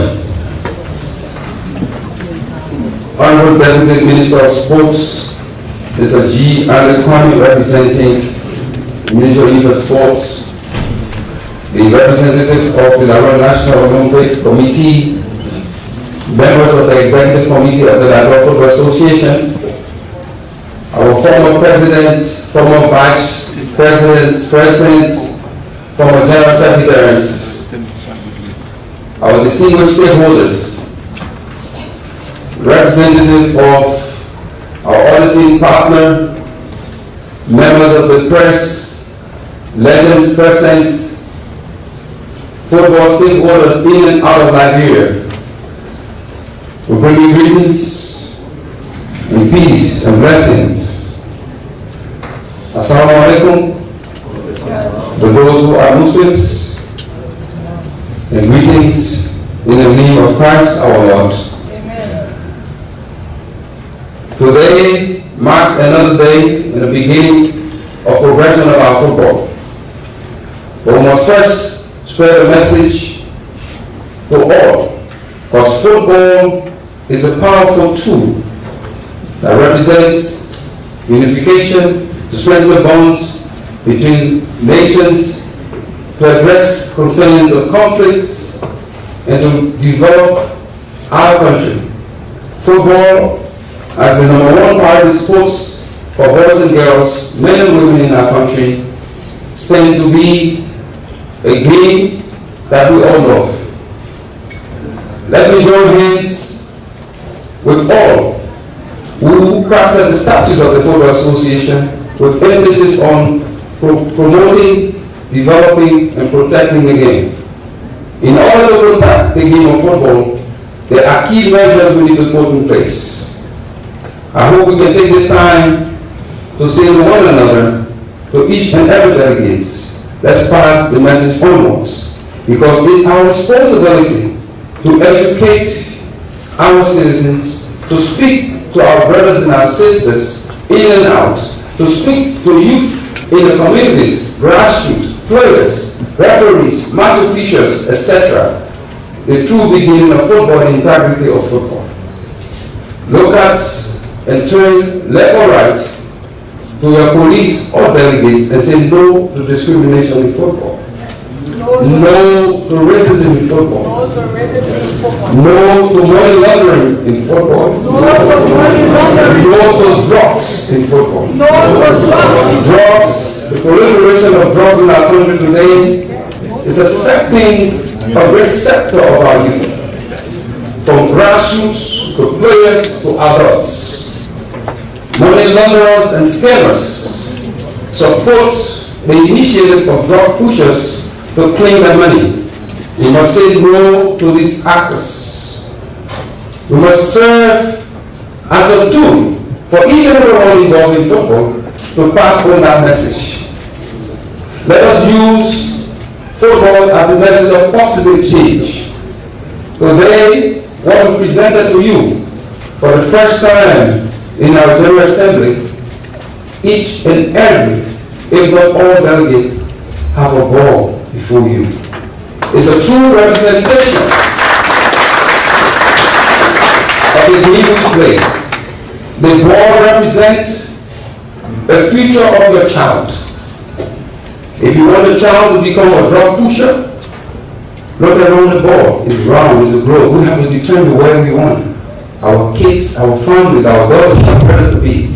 We have to grow a better society, a clean society, a clean Liberia. We should stand as that generation of people and stakeholders that should spread the message to the young ones who look at us. Let us avoid of individuals who tend to pollute the minds of our people, to drag them into committing crimes that are acceptable in society. The integrity of football must be upheld. Those involved in attempting to damage the integrity of football or the foundation built by some of our leaders and our legends who are present here today, we should say no to them. They will come out knocking at the doors, calling you at night to make decisions not in the interest of football. How many times did they call you during the night? How many times did they contribute towards the development of the team or the community? We should stand as people, football leaders, to grow a better society. Let us stand tall as an association in Liberia that will spread the message to grow and develop our people. Today I stand tall and feel proud that in the sector of telecommunications, we can boast that we develop engineers that today are leading the sector of telecommunications in our country.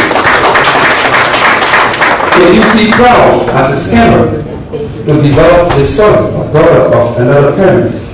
Is any parent yet happy to believe and trust and have confidence in a money launderer or individuals involved in money launderers, individuals around the world?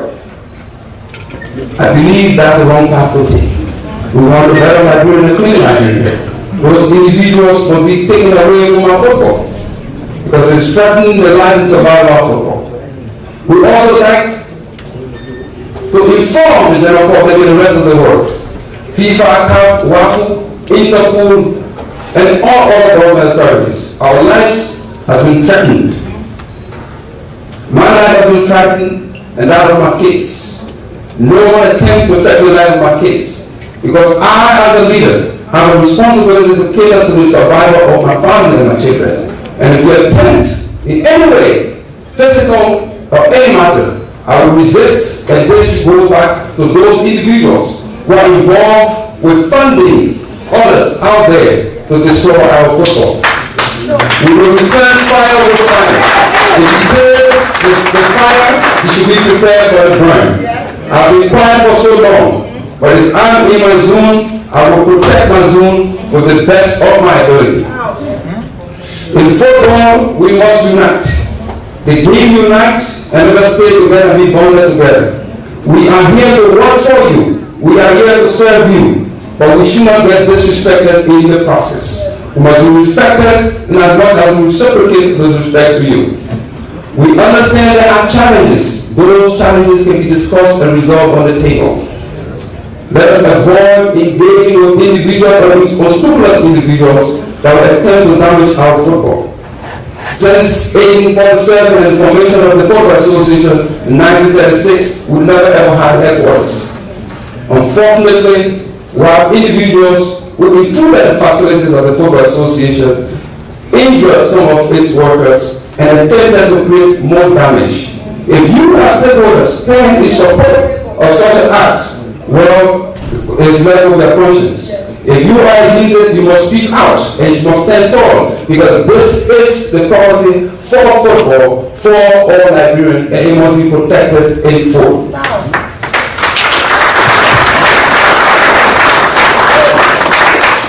We would like to extend our thanks and appreciation to you and to all of you who provided us guidance. You've participated, you've guided. Special thanks to my first Vice President. Many of you didn't know or wasn't present, but there's something called grace. When the grace of God is upon you and the oil of the Almighty Lord is upon your head and the light shining upon your head, no man can move that away. We were called in the presence of the Vice President that there is an opportunity for you. Take it. because people followed the work that we did. And he said, Mr. President, if there is an opportunity for you, go for it. Today, I'm proud that you have leaders and friends around who gave you positive advices and you braved the storm. Thanks to my brother and friend, Mr. G. Anil Kwame, who supported the idea initiative, because I thought it wasn't my time. But when it's your time, it's always your time, no matter what happens. Today, and through that process, I got the first mandate as an executive committee member of CAF. With your works and the blessings, we went forward and became an executive committee again, renewed mandate. And with the support of Liberia, it is not my position, it's the position of Liberia. If you are envious of such, you are damaging your country. We represent the red, white, and blue, and we are continuously going to push that agenda because we've learned from the best of football administrators of the past. Just to name a few, Councillor Soma Zeta Wesley, Mr. Edwin Snow, the Musa Ability, and the rest of all officials that we interacted with and discussed football. It pushed us and accelerated in a way where we grew in international football. But we will not be selfish, and we have not been selfish. We believe that the expansion and representation of Liberians must increase at the level of international football. And today we are proud that during our works, we are able to formulate and establish standing committees in the West African Football Union. And by establishing those standing committees, we have Liberian representation. Mr. Tigwe Mokoni on the competitions committee, Mr. Malcolm Joseph Media Committee, and Mr. Nami Tako of the Women's Football Committee. A great improvement for Liberia. Today, we also have present one of the highest committees in CAF. On the governance committee, you have a Liberian, Councillor Kubuyonte, representing Liberia, proving to the rest of the world that we also have sports administrators in our country and people with legal minds that can represent Liberia and football. On the legal committee of CAF, we have our EC Joseph Collin. We also have on the Women's Football Committee our third Vice President, Madam Judy Reed Seaton. We have other match commissioners. Our first Vice President, Mr. Collin, Mr. Abby Brown, EC member head of Technical Committee. On the women's aspect, we also have our third Vice President. And now, when the newly trained has been submitted to participate and serve as a match commissioner, Councillor Dorko. The sky is the limit. We will continue to push. We urge our stakeholders. It is time now to sit and decide on the future of increasing the number of Liberian representation in international football. We can only do this by sitting, discussing, and recommending individuals of qualities, individuals that will sacrifice individual committed efforts to develop football and to represent the interests of our country out there. We stand ready to support those initiatives because it's part of our responsibility in serving football in our country. Today, we stand proud as a country and stand tall that Liberia is the first country that submitted a proposal to FIFA to change the dynamics of youth football in Africa and the rest of the world. The FIFA Under 17 and Youth World Cup was changed from 4 years to on a yearly basis. The proposal that was submitted through our office and crowded with the support of all Liberians. Today, it is historic that yes, we changed the World Cup, FIFA World Cup from 4 years to a yearly basis for youth football. I'm proud and I'm happy and excited that we have a team, a great team, at the Liberia Football Association. A brilliant team who works so hard, headed by the organizing committee chair, Mr. Joel Freeman, for the dynamic and great setup of this sport. A team of strength, a team of unity that worked and supported us as well in all and continue to support us in the work we do. Fellow stakeholders, we'd like to bring your attention to a couple of development and related issues in our football. But let me first refresh the minds of some of us who are aware and to also bring it up to those who haven't read it.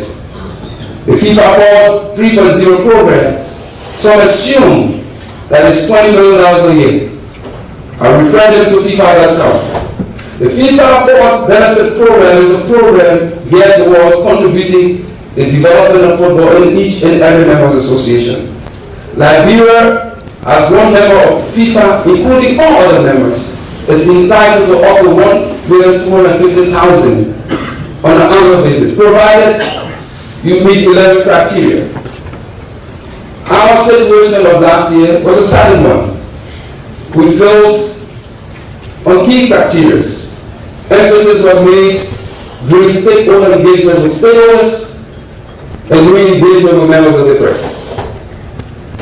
It's part of our responsibility in terms of governance and transparency to continuously engage you and alert you of the challenges we faced. The Liberia Football Association during the period under review of 2024 lost $200,000 analysis dollars, something we informed you in advance about. However, with all of these losses, the executive committee of the Football Association got a huge hit in terms of its benefits. The number of meetings held was more, but the executive committee received around 50% of our honorarium. We guarantee as the executive committee 100% payment to all clubs who met the requirements of the subvention to ensure that we want to prioritize our stakeholders first. For those who did not meet the requirements, we'd like to inform you that due to the new governance procedures and transparency requirements, there must be application, and if you fail to apply for those funding on time, it will be moved to 2026 cycle end. This is not intended to witch hunt, because we are not witch hunters, we don't have no going to witch hunt, but it's to spread the message to you to prepare in advance. When you utilize funds received through the FIFA 4 benefit program, you must account for it. If you fail to account for it on time, the payment will be deferred to the end of the cycle 2026. And FIFA team is in support of these requirements. Through the FIFA 4 program, we benefit $50,000 on an annual basis to cover equipment solidarity. Equipment includes polo shirts. Today, we presented at the General Assembly polo shirts received by most of the delegates, if not all. Equipment for teams, women's football, youth teams, and etc. We receive also on an annual basis $250,000 as travel solidarity to cover national teams' activities. We saw our national team travel to Cote d'Ivoire, U20. Our national team traveled to Egypt, U15 to play against Tanzania and Egypt. And there will be many other travels as we prepared for our national team travel to Mauritania and other competitions involving our U20 and etc. Our national team continues to face huge challenges. However, we must stand tall and strong as the Football Association and work with all partners and work with the Ministry of Youth and Sports to ensure that our football continues to get support. We continue to advocate for more funding for national governments and can report to you that feedback we receive from national governments is not favorable. The national government has informed us through the Ministry of Youth and Sports that it commits itself to support only the men's senior national team and the women's senior national team. It is now the responsibility of the Football Association to cater to the U20 national team for boys and girls, U15, U17 national team for both boys and girls.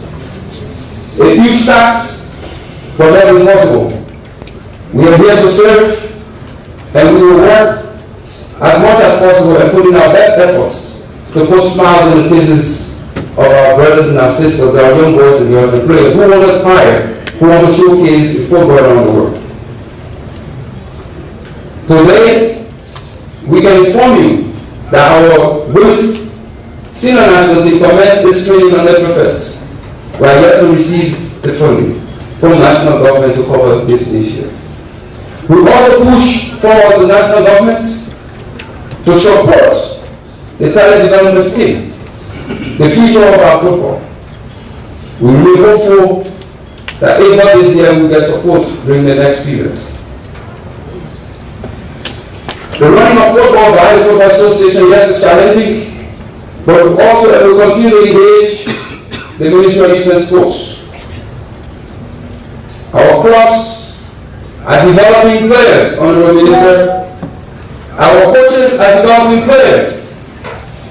Our players are participating in the nation's most popular activity and events, the National County Sports Meet. Our officials who contribute towards the development of the players are not giving the opportunity to have access to the stadium when matches are played. There are challenges in receiving complimentary tickets. We also need to be subsidized. Our clubs need to be subsidized because bulk of the players who participate in the men's division of the county leagues comes from the development initiative of each and every club in our country. But unfortunately, we are yet to receive subsidy from the national governments. There are schools in the country that are subsidized, that are getting support. Football is a way of also developing and educating our players. But to date, Honorable Minister, we are yet to receive or pay in terms of subsidy or direct subsidy to clubs. We'd like to appeal to your office and convey on to the Minister that we need support for our clubs. Honorable Minister and members of Congress, we were questioned in terms of the support mechanism for our national teams during the stakeholder engagement in the pre-budget review and discussions. We would like to repeat, the Football Association manages the affairs of the national team. Even though we've emphasized over the period to national government, to the Ministry of Youth and Sports, that the LFA at this point in time need the Ministry of Youth and Sports to handle and control all financial related matters related to the national teams. Because the LFA continues to be in debt and those debts are yet to be addressed. The Football Association is still indebted to Colony Hotel, still indebted to RLG and other vendors since the match played in March 2024. If you take a review or key look at our obligations and liabilities, you will see it reflected. That is a debt resulting from matches played by our national team, and we are yet to receive the payment to the vendor through national government. Honorable Minister, we want to again extend our thanks and appreciation to your office, the Ministry of Finance, and the Laboratory Attorney. While we are faced with all of these challenges, we must also admit and confirm that during the period of some competitions we received support. Even though not full, but receive some support, and we appreciate it. The Nigerian Football Association received $70,000 to support to our women's under-17 national team. The Nigerian Football Association complemented that amount from its FIFA Forward project funds to complete the competition's participation of our U17 girls national team for 4 matches. Home and away against Senegal, home and away against Nigeria. The Football Association on its own financed the participation of our U20 girls in the WAFU tournament in Senegal. The Nigerian Football Association also, during the period under review 2024, financed on its own the participation of our women's senior national team in international friendly in Israel on its own. Yes, we celebrated the victory for all, but again, it remains challenging for our football and for our girls. We hope that government can give due consideration in this direction to provide more support to our boys and our girls. Football development. As we drive through the development of football, this executive committee was magnanimous enough to support a new idea and mechanism to bring finance to our game. It is not only through sponsorship, or partnership, but it's a new idea of bringing funds to the Football Association. In honor of our late technical director who stood with us and drove the plan to develop youth, the executive committee approved the establishment of the Henry Eman Brown Football Academy. This academy is intended to develop talented and quality players that will be scouted from the 15 counties, boys and girls. Those players will be owned by the Football Association Academy and other respective club. Revenue generated from the players sold by the academy will be reinvested in our grassroots football and also contributed to clubs as subvention. In football, we must be innovative, and that's part of the innovation of the executive committee to find a solid means of generating finance in the next 4 years. These plans we put in place will benefit players, families for the future. We are proud to announce that yes, if you've monitored, FIFA selected Liberia after our advocacy by this executive committee and assigned a coach for a period of the first 2 years in a program called the TDS, the Talent Development Scheme. The TDS team has scouted over 3,000 players and identified 22 as those considered for pre-scouting and to move to the academy. They visited over 6 counties and will be visiting other counties soon to scout the best of the best. One may ask why would the Liberia Football Association own an academy? Yes, we have the right to do so. Yes, we cannot continue to invest in players who will be owned by our players, by our club, compared to that of the LFA. When the players owned by the LFA academy and the funding comes, it will be distributed amongst all. Each and every sector will have a taste of the piece of the cake. When a player is developed that came from a club or be owned by a club, when there's a transfer fee, and looking at legality, the funding belongs to that club. We as the Football Association will not in any way discourage academies, etc. But the academy, the Henry Eman Brown Academy, will run as an independent entity to strengthen and to give us assurance where we can scout young boys and girls for our future national teams. As we continue the football development and to bring the attention to what we've done so far, be reminded that with the works done by our technical development committee, our vice presidents, we were actively paying attention in the growth of our football to ensure that we maintain the player development pathway. We commence with the launch of the first U12 grassroots league in our country. We proceeded and now cover over 9 counties participating in our grassroots leagues. That is increase in participation in football. We also launched for the first time a U15 league, now participating in most other counties and other counties. It's an evidence in terms of connecting the player pathway from one level to another, from U12 to U15. With the coming of our new technical director in innovation, we introduced the U8 and U10 and launched a big festival at the SKD where young boys and girls showcase their talents, connecting the football development and player development pathway.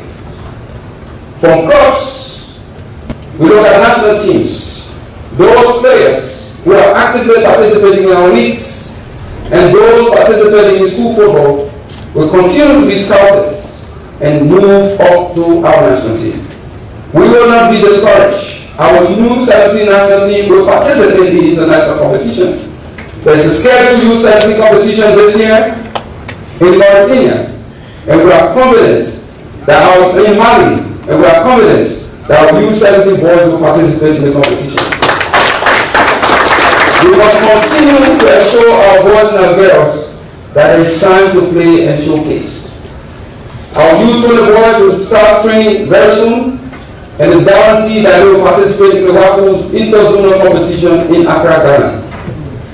Our U17 girls are assured of also participating because Liberia will serve as a host.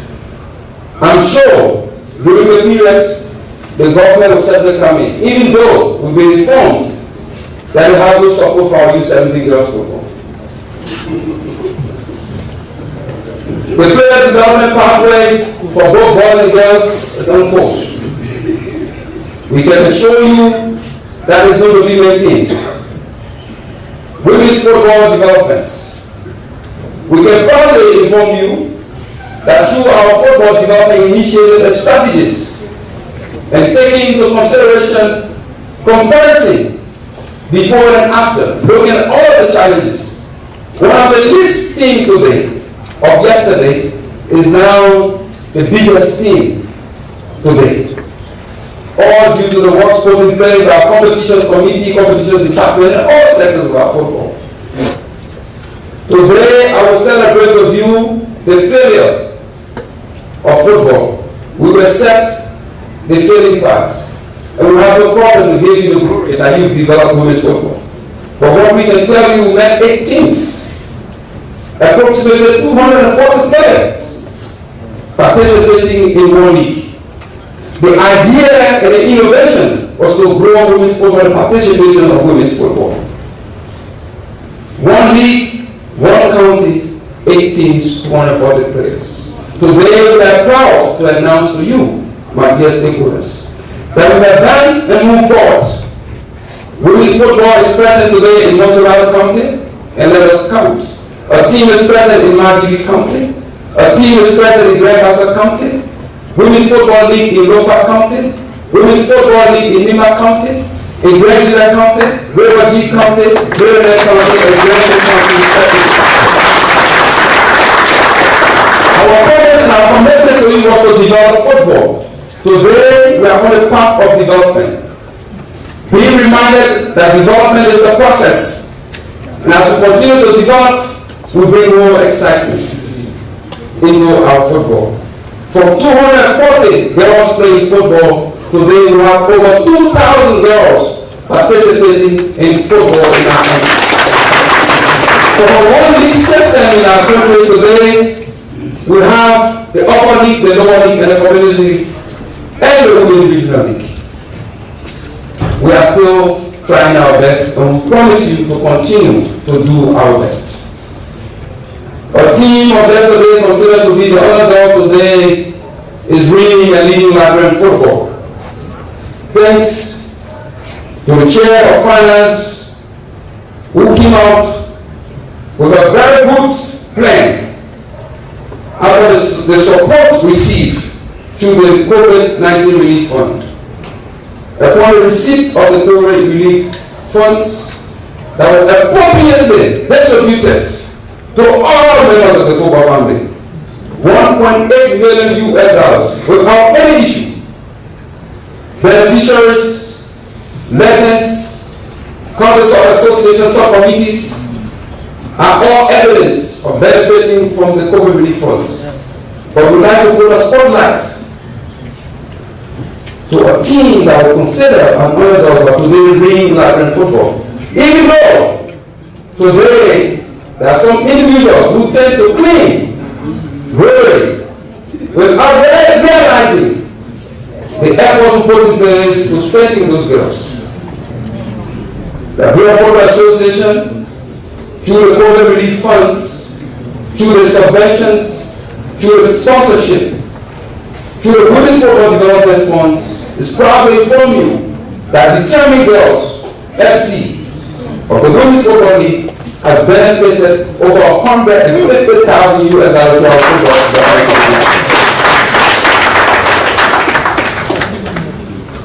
We can assure you that at each and every moment, if we have support for our stakeholders will definitely provide the support.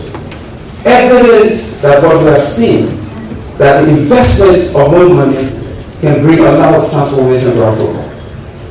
Honorable Minister, we call upon national government to give us more support, to engage with other actors, companies, government agencies, to adapt or to provide some sponsorship to our clubs through its corporate social responsibility funds. Our girls and our boys need to smile. In order to smile, they cannot be left with our stakeholders alone. It must be done by all of us. Honorable Minister, there are companies that can be getting tax breaks. And in return for the tax breaks, can be sponsorship that will be given to our teams. A minimum of $5,000 shouldn't be a problem for fire school. We are calling upon the chief patron of sports in this following, that this is a message from the Nigeria Football Association. The only institution that brings smile to the faces of people, that pull the crowd to the stadium, the football stadium, that our clubs need support.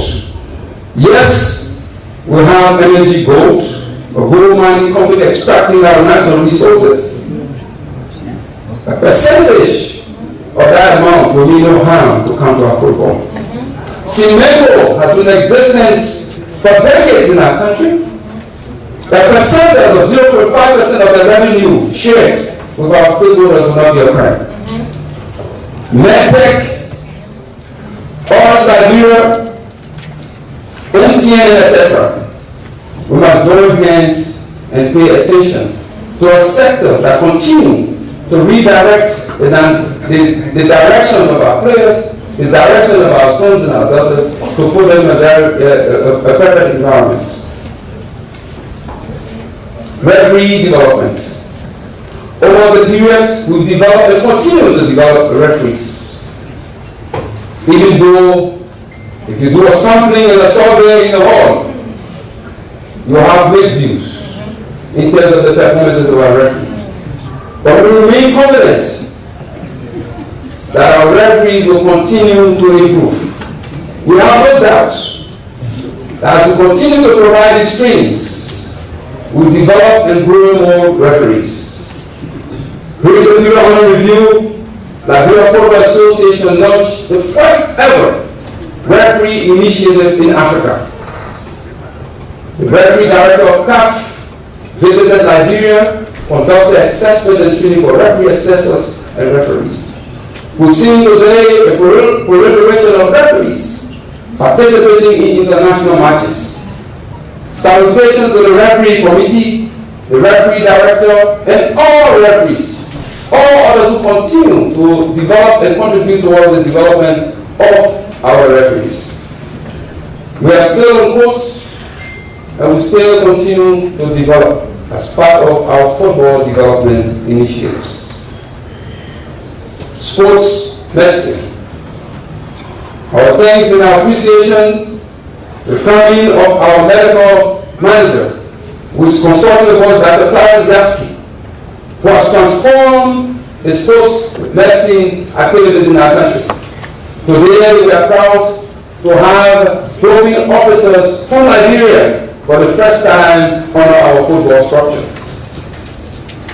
We will grow more in our football because health comes first. It's very important.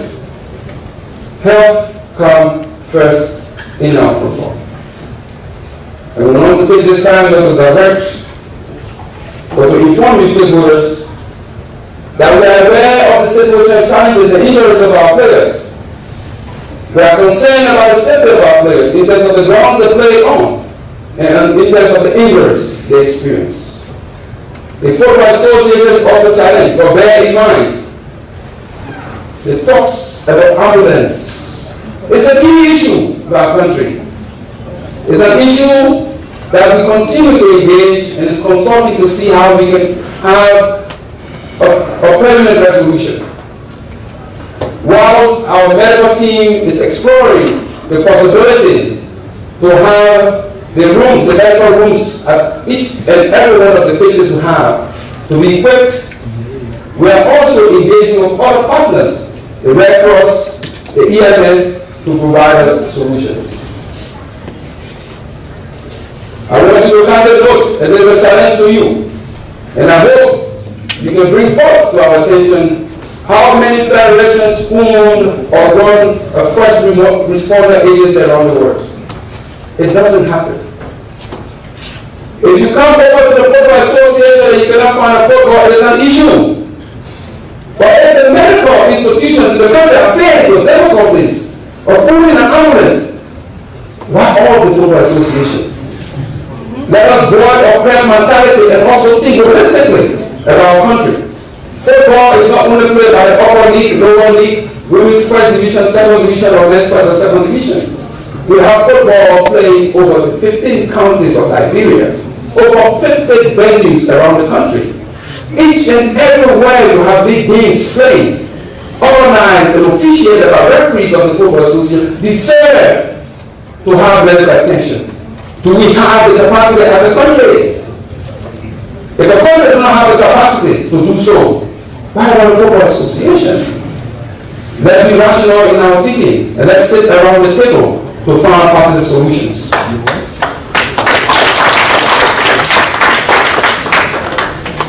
Having an ambulance is not just the only solution to solving injuries or medical emergencies.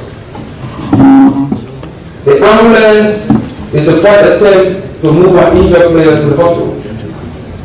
If you have a vehicle available that can move the player, is a solution. It is not at all point in time that even ambulances can be functional. There was an ambulance taken at the ATS at the Tucson field to serve as a first responder in the program. It was kept at the Tucson field for safety and was taken the next day.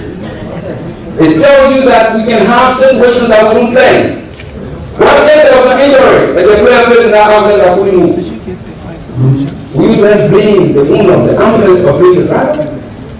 Let us also remember that owning the ambulance also brings another requirement to the Football Association, an association who is dependent on up to $1,250,000. Purchasing an ambulance is just the only solution. You must have a doctor on board. You must have other drivers. You must have other people working on the ambulance. They need to be paid salaries, the minimum wage. The bus was getting short. What happens when the bus is down or there's no leak? We need to sit around the table to find a solution that will find the issues.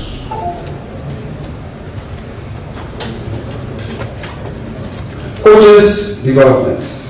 Today we can tell you that we continue to increase and break barriers about coaching in our country. There are new breed of coaches that are developing through our coach education program. Thanks to Mr. Catholic Cannon, since it's coming to the Football Association, we have a new development in our coaching. Today I'm proud that we've increased the number of coaching educators or coaching instructors from 3 to up to 12. From 3 to 12. We promised development, we are now showing development and growth. We took over the Football Association, and since 2014, there was no coaching course conducted by the Football Association. We went forward to sign up to the coaching convention, and through the coaching convention, we are able to administer B courses in Liberia. Today, my dear stakeholders, I'm proud to tell you within the region of West Africa that I just stand tall, that now we have the permission and authority to conduct and administer the A diploma courses in our country. Special thanks to Coach Salam, a lady who came from Ethiopia, that some really understand the level of expertise from them. But with our support, we went through and got approval for the A diploma courses. Our responsibility is not just to develop coaches, referees, etc. But our coaches and our legends are also important. The Football Association embarked on a journey to guarantee and to uplift the development of our legends. Today I'm proud to inform you that Mr. Christopher Rare and Mr. Kevin Segway went through the support initiative of the Football Association, fully funded by the LFA for a diploma course training in Morocco. And I can tell you that Mr. Rare and Mr. Segway have been certificated as a diploma course.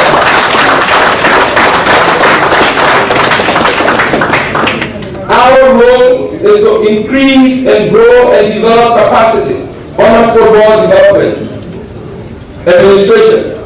We continue to develop new administrators. We continue to develop with the support of our dear former President, Councillor Sobo Wesley, young, energetic, and productive match commissioners. Even though some of us decided that we will vote against the decision of conducting a match commissioner post by voting against the budget, yet still we benefited from the training of match commissioner at no cost. We must also understand that this is an initiative that we must understand that if you do not want something, do not take it. Do not pretend and come beneath in the house of darkness to accept what you resisted or resisted. What we must understand is that football development is in our interest. We are not 100%, but we will work towards perfection. We need the support. Where we err, you notify us, we will fix it. But if you want to sit on the fence and condemn, and then want to drink from the fountain of the well that you say is dirty, then there's a problem.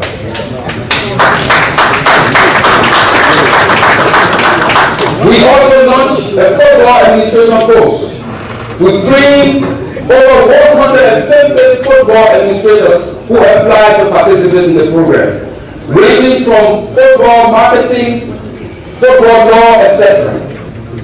Our team also visited counties, sub-associations, and we can guarantee our county sub-association subcommittee that the team will be revisiting for refreshing. Today, what was once hated, the LFA Connect, many are now utilizing the Connect system for the comfort of their offices. Digitalization is what we promised you prior to taking over the Football Association. With such innovation, we told you that yes, we are going to bring a difference. Today, we are saying no to registration papers. Sit in your office and do your submissions. Today, I can further say that the level of the first division, second division women's football, we do not experience any longer clubs failing on the issue of yellow and red cards, because the system is supporting those activators. My dear stakeholders, as part of what we promise in terms of transparency, the Liberia Football Association in partnership with FIFA will ensure that the domestic transfer matching system is fully effective. All transfers must be declared in the system with the financial benefits reflected. Transfers will not be done in the LFA Connect. The domestic transfer matching system is intended to see the transparency of transfers, to also see the transactions that are going on. We are not going to be moved in any way. We must maintain, and yes, thanks to FIFA, but thanks to the innovation of the executive committee and individuals. Individuals who came out with the innovation and the thought process to put these ideas together and to ensure about the domestic transfer matching system. In the past, while the international transfer matching system, with only 10 clubs participating, today I'm proud that both of our clubs are participating in that process, because you have put in place the legislation and the rules to give you the opportunity. We wait for to make the sacrifices to train clubs to participate in the enrollment of the TMS and the DTMS courses. Our responsibility is to develop, and we are here to develop and support our stakeholders in terms of benefiting from those initiatives. Intermediaries. We promise under football development, the development of intermediaries.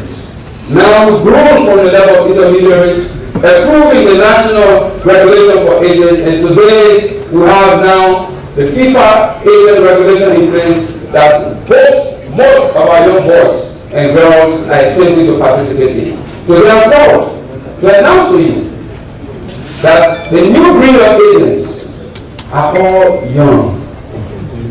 Take advantage as clubs. Engage with agents to have discussions on your club behalf. Capacity building. We stand ready to develop not only the sector of our clubs, not only the sectors of our referees, or our coaches or administrators.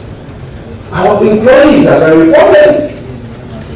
They stand to be the number one priority of our football, the engine of the Liberia Football Association.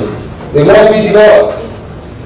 We conducted the first safeguarding course in Liberia for our clubs.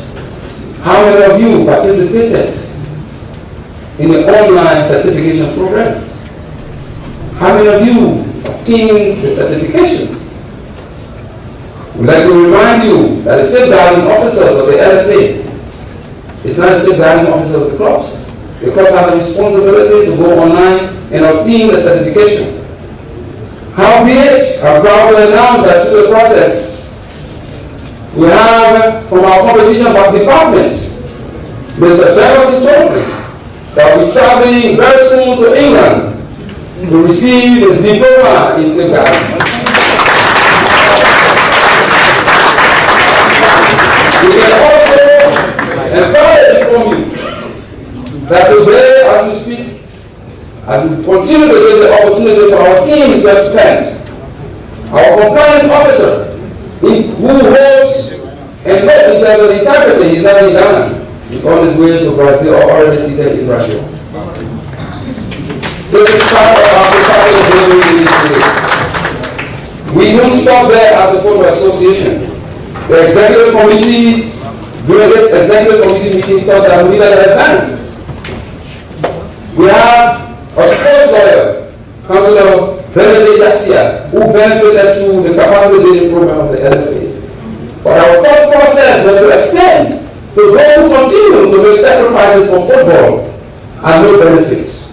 Our chairman of the disciplinary committee of the Liberia Football Association has been approved by the Liberia Football Association Executive Committee to participate in the football law school under FIFA.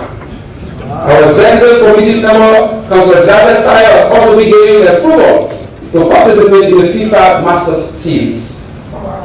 All part of football infrastructure. Today, we are comfortably seated at the LFA headquarters. May I announce to you those who participated, who chaired the committee that followed up with the consulting the contractors for the construction of the LFA headquarters. Our first Vice President is Asimu Kone, our former Second Vice President of Operation, our Finance Committee Chair, EC Nima Nyawe, and our Head of Legal, EC Joseph Kone. Today, there are different kinds of comments of this headquarters, but I'm a happy man that today we stand to defend the interest of the LFA on issues not delivered by the contractor. Today, you have payments within the budget reflecting on retention. The retention is an amount held because all of what is left has not been completed. We will continue to be strong. Worldwide, people can owe. Worldwide, people can credit. But it is legal when you go for money changer and credit and pay back. It is illegal when you spend and mislead people and damage the integrity of our youth. Today, we are moving our attention to an issue that we must speak out. The government and people of Nigeria must open their eyes. We must not give it death by individuals who try to give public sentiments. We must understand that football development is a process. We must also understand that our football will not be damaged. If you travel to the great United States, you can obtain a credit card. You can pay as much as you want to credit. In Liberia, there are multiple ways we can credit. We can pawn our vehicles for money. We can pawn our houses for money. We can pawn our watches for money. But we will not do that. As a man of integrity, we should all work in the direction of getting legal money. Today we are worried that young men and girls who are business oriented are now finding it difficult to bring in investors. Investors are scared to do business with Liberians in the area of gold because the multiple of them have been scammed. Investors are scared to deal with people who call and break multiple SIM cards from their phone because they are hiding their identity. But when you go and engage in real routing, you can never hide. You can never hide. It's upon the government of Liberia to subpoena those individuals, the telephone industries, because information, the digital information on the phone will never be erased. It can be retrieved. Let us send a message and to caution our brothers and our sisters that the acts and the engagement in these unscrupulous activities is not in the interest of our country or the interest of our brothers and our sisters. Our brothers and our sisters who are graduating from universities have the mindset of bringing people to invest in our country.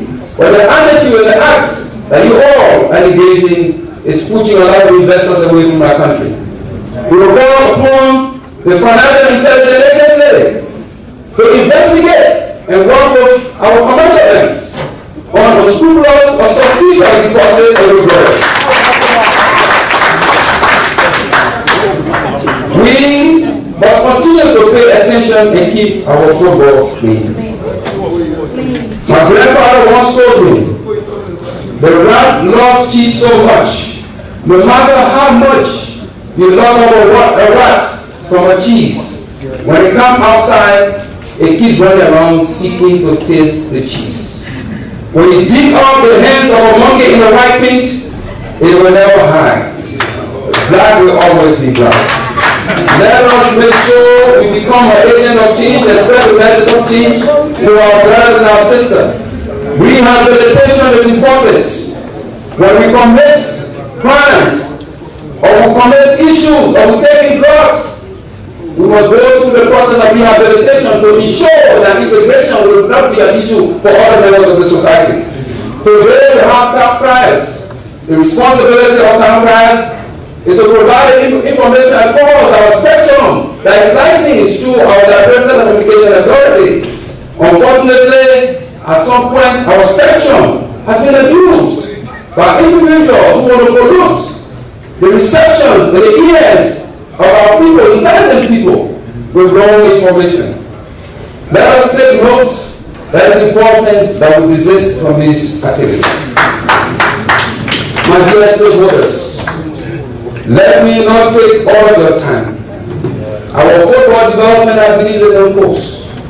Very soon, we will be celebrating, along with you, the expansion of our footprint in Grompa and Nima County. A salutation to the chairperson of Nima County, Association with Thomas F. Senior. The people of Nima deserve better.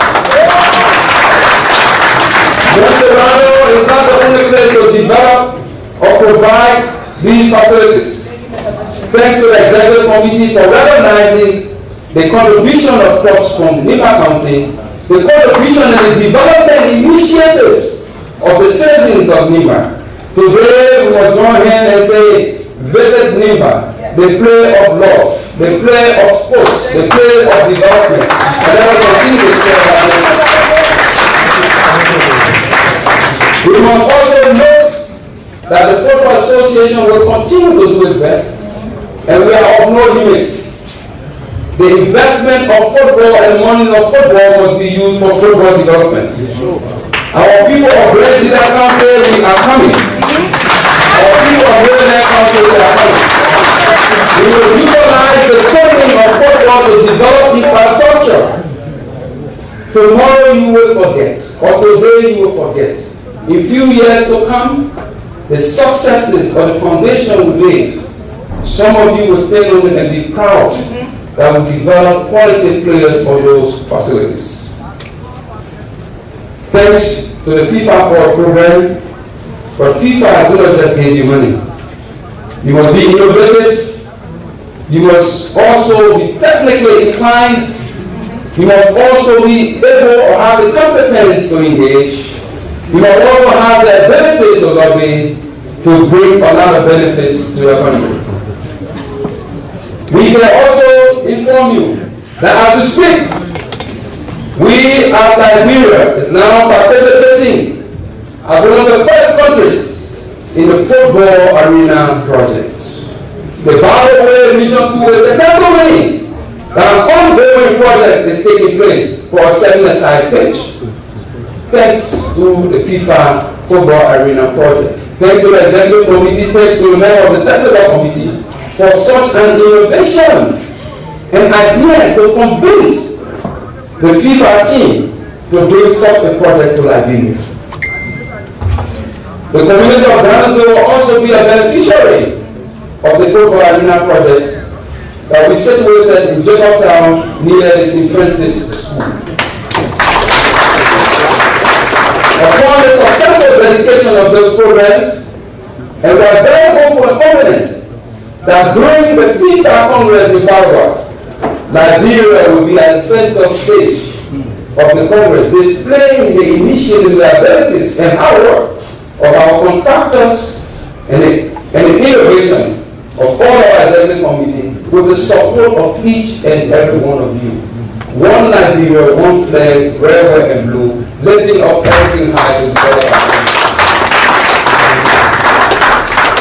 members of the executive committee, our former presidents, former general secretaries, former vice presidents, our dear stakeholders, we'd like to extend our thanks and appreciation to you.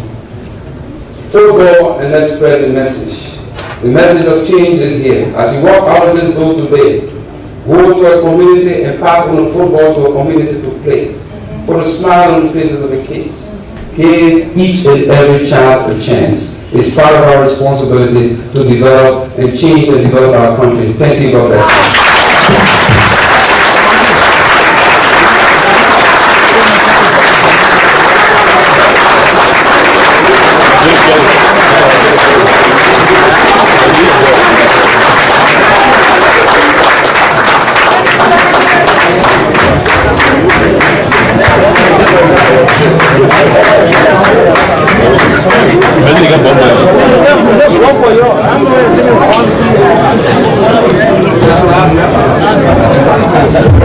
Thank you very much. Thank you very much.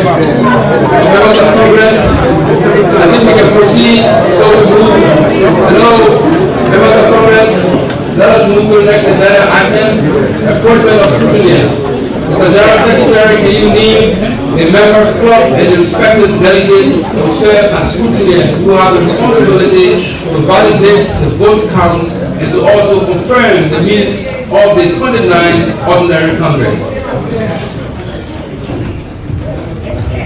Thank you, Mr. President. We call on the FUCA, Baron K. Carr Sr., George T. Elliott, Black Man Warriors, Mohammed Bamba, CC United, Ben Davis, D. Martin, Ben Davis will coordinate with his colleagues. Can you please stand so we can see all those that were called? Thank you, Mr. General Secretary. Members, clubs, and delegates, specific delegates mentioned are called up as scrutineers. Can you please move to the side with the competitions manager, Mr. Joel Freeman, so we can coordinate and position you. Thank you. Next on the agenda is confirmation of meetings of the preceding General Assembly. Thank you very much, Mr. General Secretary.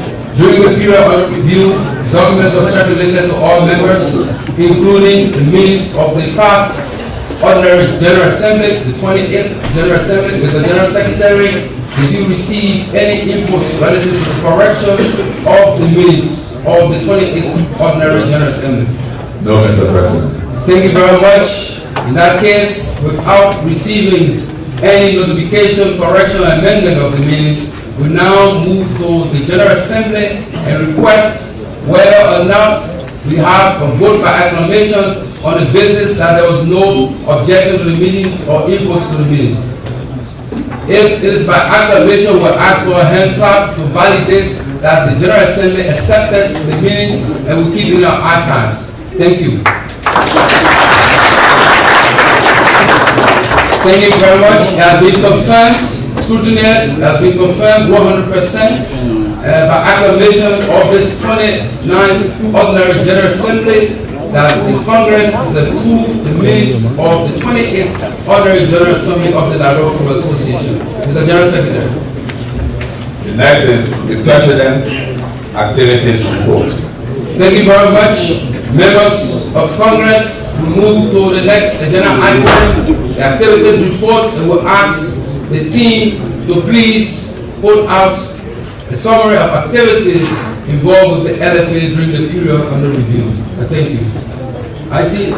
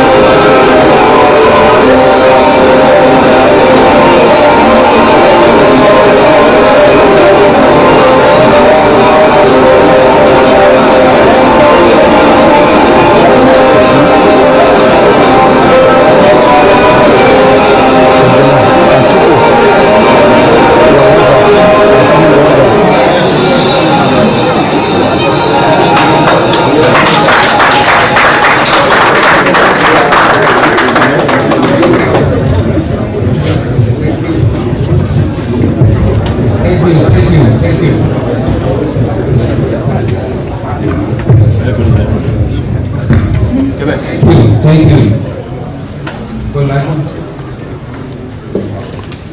Thank you very much. Thank you, stakeholders. I mean, again, thanks to all of you for continuously supporting these initiatives. We will go for 1 hour in terms of the activities. We just thought to summarize and reduce the length of the video, but thanks for all of your participation during the period of these activities. We move to the next agenda item and we call upon the chairman of the finance committee, EC Nimanyawe, to do a summary presentation on the financial statements, and then we move to the approval. EC Nimanyawe.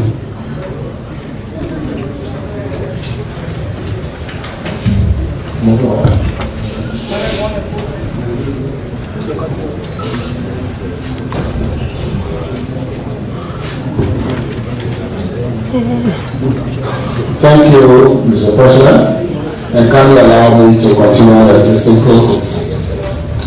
I want to say, in our statute, we presented to you our financial report, and then we had a stakeholder engagement when we sorted out issues of concern. We told you in our financial report, we had a loss of 200,000 because we failed some of our objectives from the FIFA forward. There were also concerns from stakeholders about our inventory. We took note of that. We also asked about our plan and equipment concerning the depreciation method we use. We took note of that. We had a correction. We were also engaged on a sticker issue surrounding the EC increment. And we said there was no increment. And if you look at our past record, the amount indicated, you will notice that we make some sacrifices without even on winning our meetings. So if you notice that reduce the amount. The next concern was that another person raised a concern related to risk management, and we told them that was an audit issue, and the auditor will speak to that. So we please again to present to you our financial report as indicated earlier, and we ask your approval because at that time our report covered the activities to test our project, environmental project, business, and the president also spoke it out. So I am pleased at the moment, as chairman of the finance committee, to present to you the financial report in line with the statute. Mr. President. Thank you very much. Thank you very much, EC Nimanyawe. And again, as part of our good governance principles, as promised to stakeholders, a stakeholder engagement was called, and thanks to all stakeholders who were present. We discussed concerns, as mentioned by the finance chairman. Key amongst those concerns were also points raised and communicated by having 11 and the auditors present. We had the chairman of the Audit and Compliance Committee present, and all of those issues will be addressed. So again, I want to thank you stakeholders for coming to the LFA to have a pre-Congress engagement. We also want to extend our thanks for pointing out issues that we will address. And it's very important because the Football Association belongs to each and every one of us. So when I have problems in terms of risk factors or missing items or within the financial statement, it's important that they are pointed out. So special thanks to Heaven 11 Football Club and all others who participated. And highlight among that is about the training of the financial team that we really appreciate, and we'll move forward to accelerate that. So with all I do, members of the General Assembly, scrutineers, do you have in your possession the voting forms? Scrutineers, yes.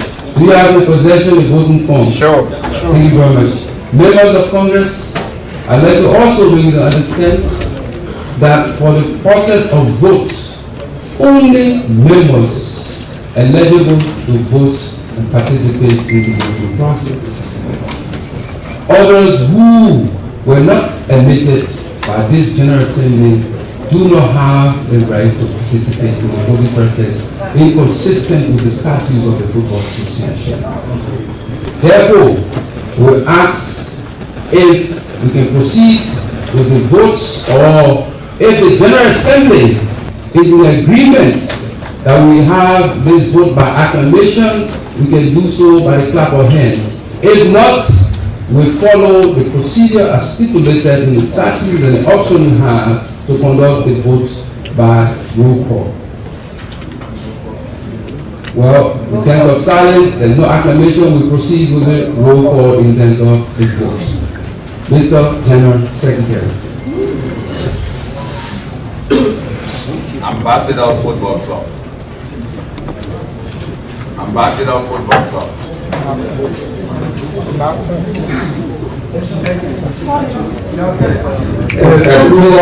Approval of the financial report. Again, members of stakeholder, we are on the agenda item, approval of the financial statements. The financial statements was reviewed by the auditors. We have pre-stakeholder engagements with all clarification made, but as part of the procedure stipulated in the general statutes, it has to be approved by the General Assembly. Those of you who are participating and eligible to vote should be issued the voting cards. Yes, if you agree. No, if you don't agree with the financial statement. Abstain if you have no interest in participating in the vote. So the financial statement has been validated by the auditors you appointed, and now the procedure and the process to vote. Mr. General Secretary. So in order to make it fast, can you please, upon calling your name, you can say a yes or no, but if you're yes, go to yes card, if no, go to no card, just say no, and then we'll move on. Thank you. Mr. President, just a point. Yes, sir. There was a confusion as to when we're going to the budget or the financial. No, the financial. Can we go back to the acclamation until we can get this on our clarity? It's the financial statements. Right, so I say instead of going with the yes or no vote, can you go back? Okay. Again, we would like to ask if we should proceed with acclamation, meaning we as the General Assembly, having participated in discussions with the auditors who validated the financial statements alongside with key stakeholders who raised concerns related to the financial statements. If we are in acceptance of those who employed to review the financial statement, the independent body, the auditors, we can do so by acclamation or we go by the vote count. If it is by acclamation. Thank you very much. So, to members of Congress, we've accepted and approved the financial statements as presented by the Finance Committee of the LFA, and we considered the approval of the financial report at the 29th Ordinary Congress as approved and records be kept in our archives. Thank you very much. We move to the next agenda item, and we will now call on the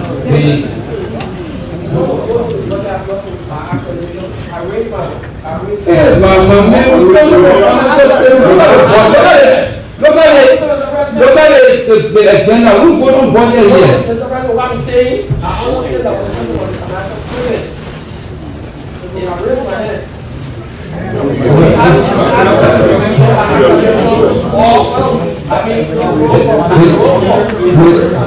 Mr.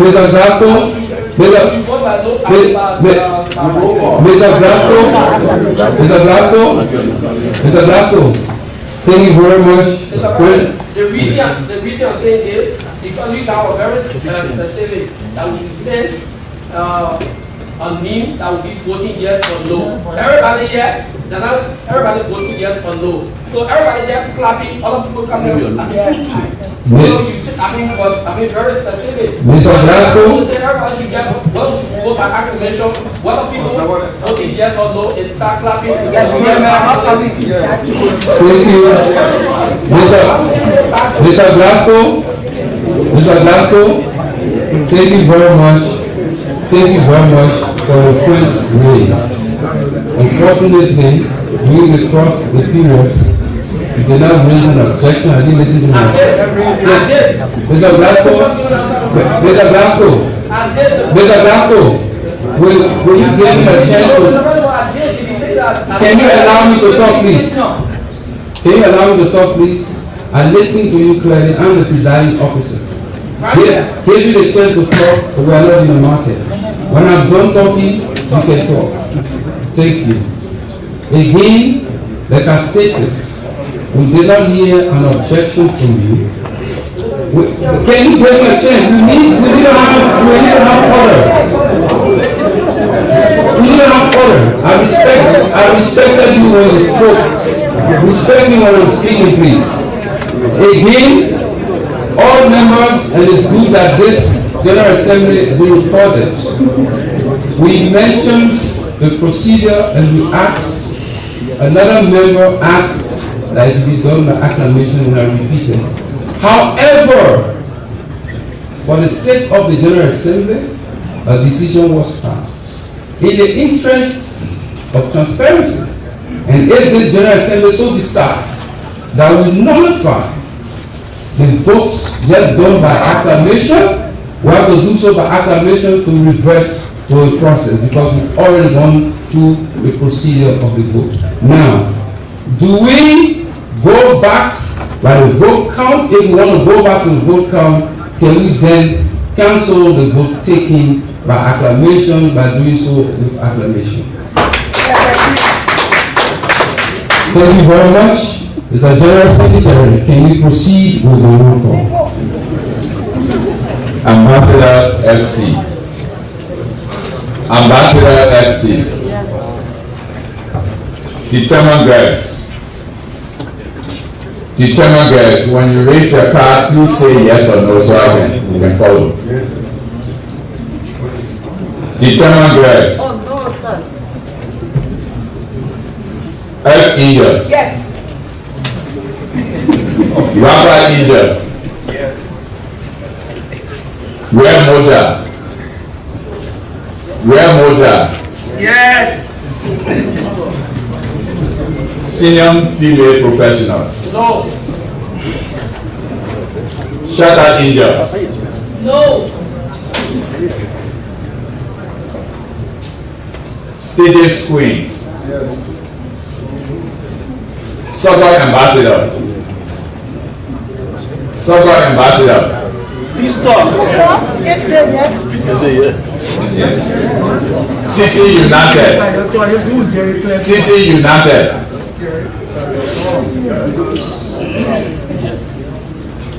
NPA Anglos. Semira Football Club. Junior Professionals. Junior Professionals. Philadelphia Lone Star. Mighty Enforcer. Ghana's Bay FC.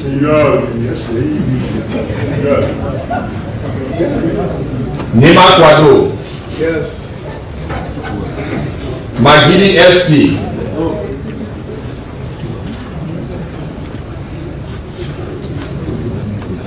Jubilee FC.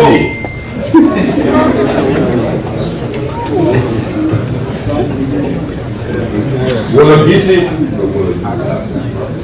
Parks Football Club. Yes. Sanu NPA. Yes. Black Man Warriors. Yes. B Mountain. Yes. LPRC Oilers. Global Farmer. Yes.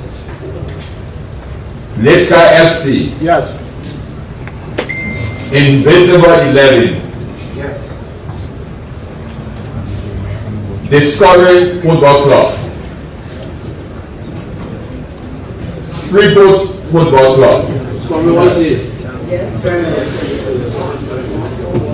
Football Club Fassier. No. Heading 11. Kingsway FC. Yes. Watanga FC. Yes. Shatta Football Club.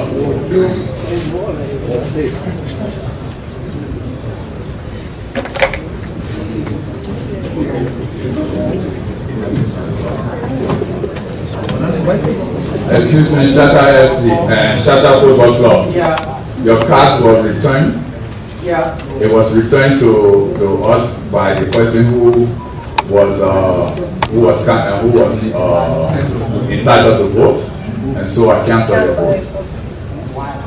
Mighty Barrow.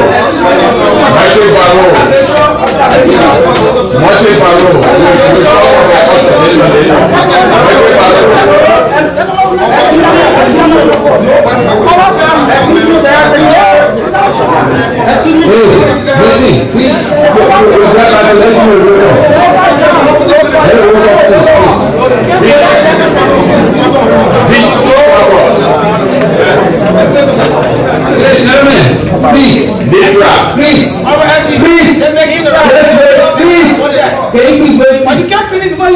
Listen, you are not a presiding officer. I'm telling you, wait. I'm telling you, please wait. Listen, I'm telling you to wait. Can you wait?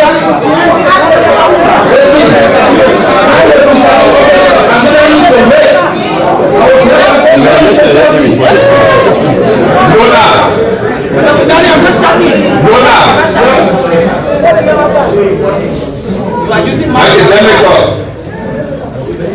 Academical.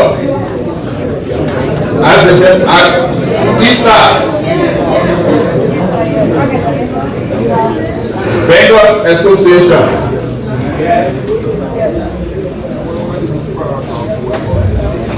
Okay, thank you. There's an objection on the floor by Shatta FC. Right? Yes? Yes? Yes.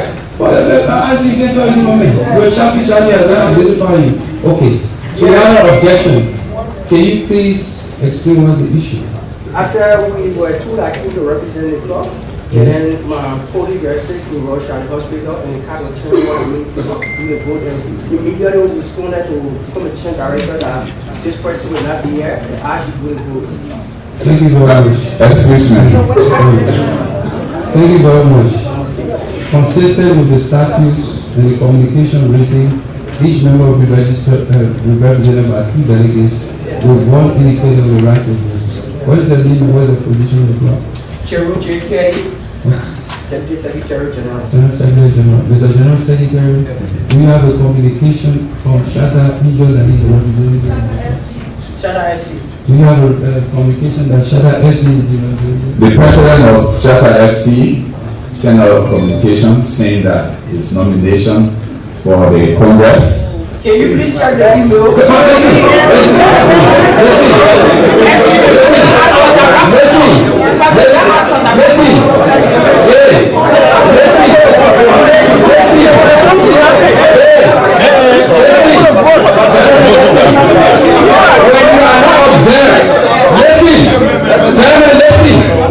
Under the principles of the statutes, you must exhibit ethics and respect for one another. If you are not recognized and you interrupt with the Congress, we will forward you to the Ethics Committee for violating and disturbing the Congress, and the necessary action will be taken. If you have to be recognized, we will give you the due courtesy and recognize you. If you are not a representative of Shatta FC, do not involve yourself with the discussion. I hope I'm understood. Thank you. Mr. General Secretary.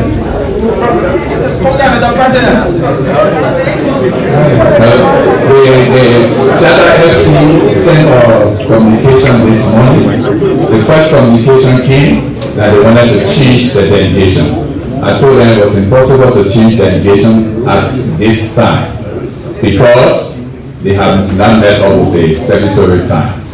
Secondly, the president of Shatta FC, Mr. Tony, said that his nomination for the Congress and those person who will vote remains and is not changed.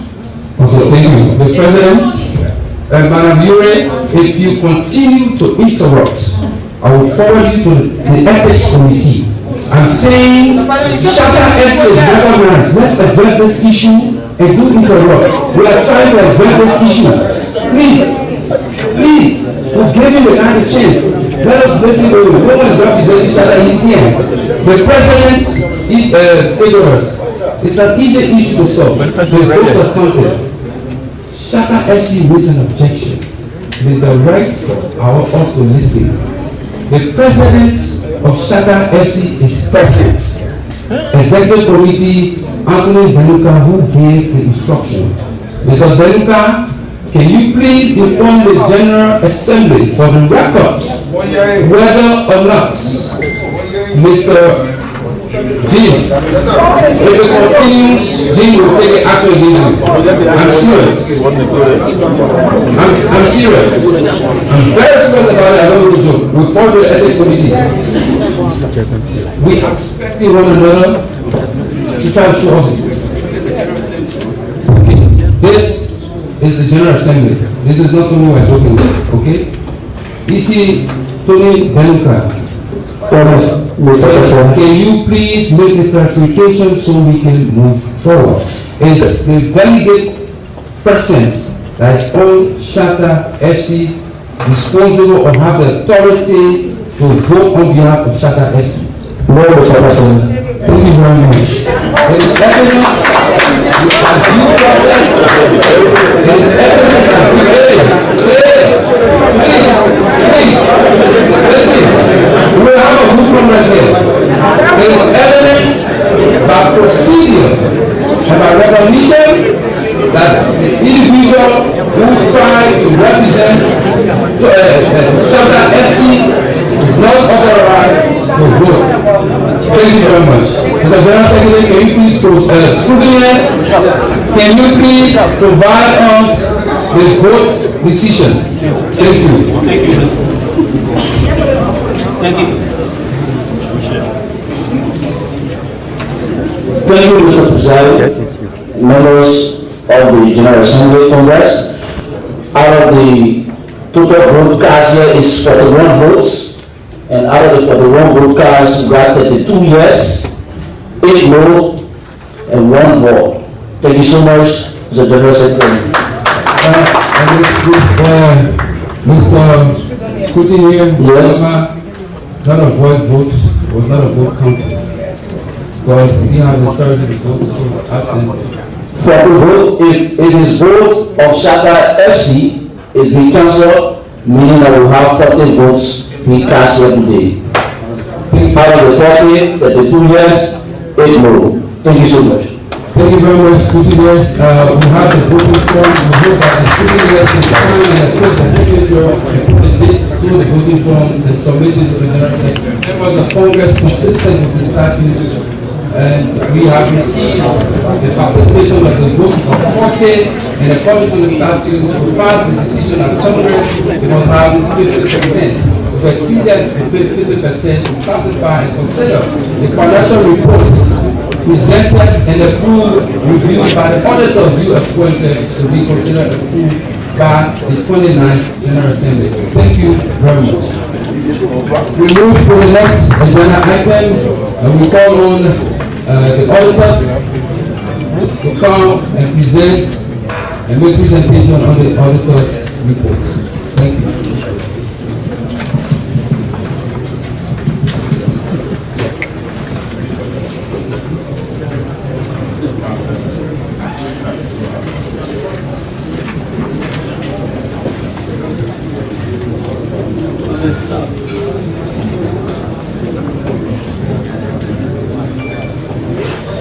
Good morning, Mr. President. Good afternoon. I will start on the existing protocol. I'll start on the existing protocol to proceed. My name is Dominic Suga. I'm the audit manager for this assignment. I have here Mr. Amu, who is the assistant audit manager. We are here simply to present our audited report for the year under review and talk about 1st January 2024 to 31st December 2024. We have our audit partner, or the audit legal partner, which is Mr. Kofi Abedu Benti. He extends his greeting to you and wish the whole assembly successful Congress. We have our quality assurance partners. We have the audit manager. We have the assistant audit manager. And then the various audit associates that help us to come out with the 2024 audits. We believe strongly that the LFA have executive committee that have the governance and oversight responsibility over whatever the management undertake on daily basis. And then we have been called as auditors to express an opinion on the financial statement.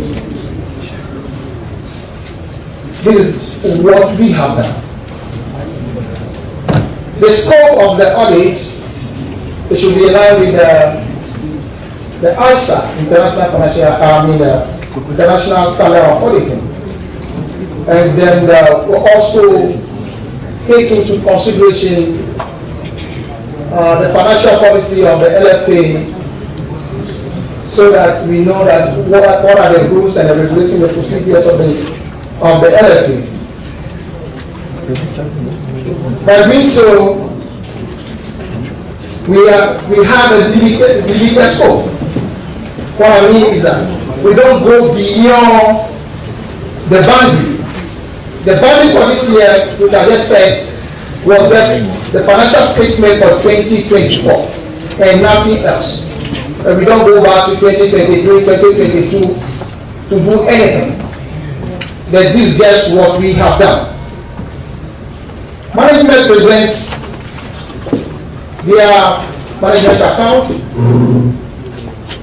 We receive them, we review them, and we come out with our audit procedure. There's an engagement that has been signed. We do our scoping and planning. We do our risk assessment. We document the entire control in place. We obtain evidence, and then we report and express our opinion. For the year under review, we decided to this time to bring some few things to the management and the entire stakeholders. There is a total income of about $4 million that have been reported for this 2024 audits. And then there is a total expenditure of about $4.9 million for the period under review. And the finance committee have said that there has been a deficit of over $250,000. During the audits, we came out with some findings, at least with 5 findings, which I will go through during the presentation. We decided this time again to provide some key highlights on the financial statement.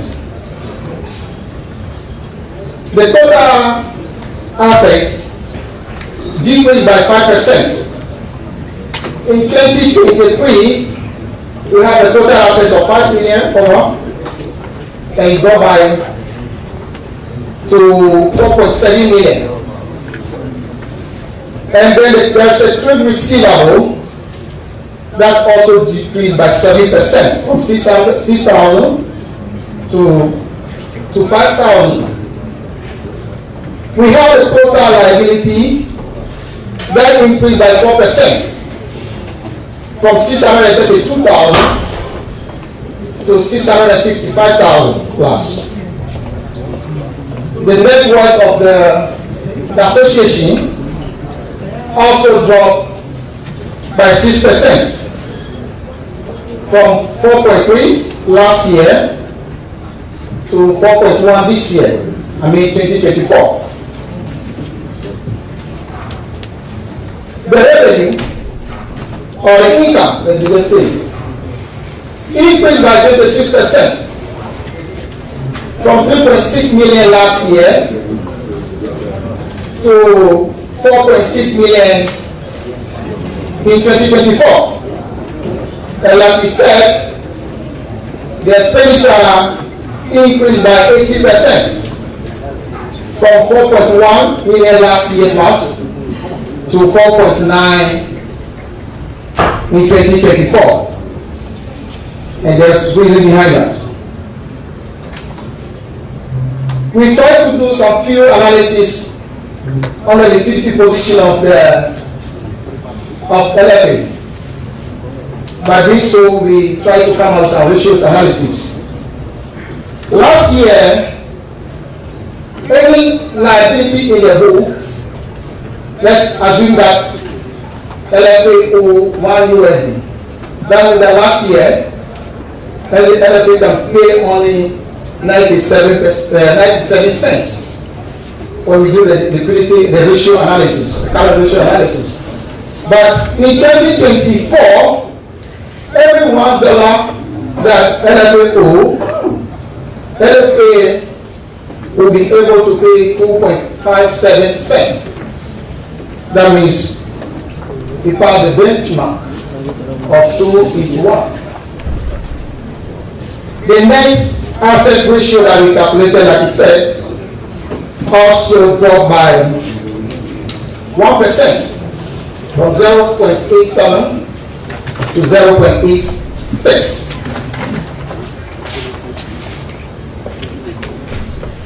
The income expenditure ratio increased by 7%.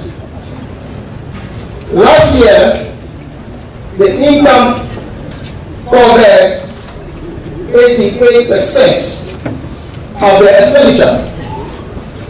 But 2024, the income covered only, 95%, that's the increment. 97.5% of the expenditure. There is a sporting ground. The sporting ground in relation to the sporting expenses, there has been an increment by 27.2%. From 2023, the income, the sporting ground covered 103%. But this year, 2024, it covers 127.62%.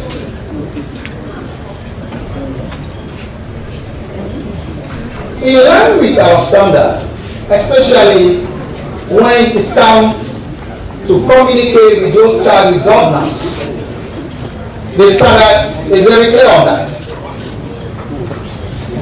And we did that by communicating with those charged with governance, because our audit process is very interactive. Very, very interactive. We communicate with the club by sending to them the confirmations. We speak with FIFA. We speak to all the people that we deem necessary, especially after doing the risk assessment.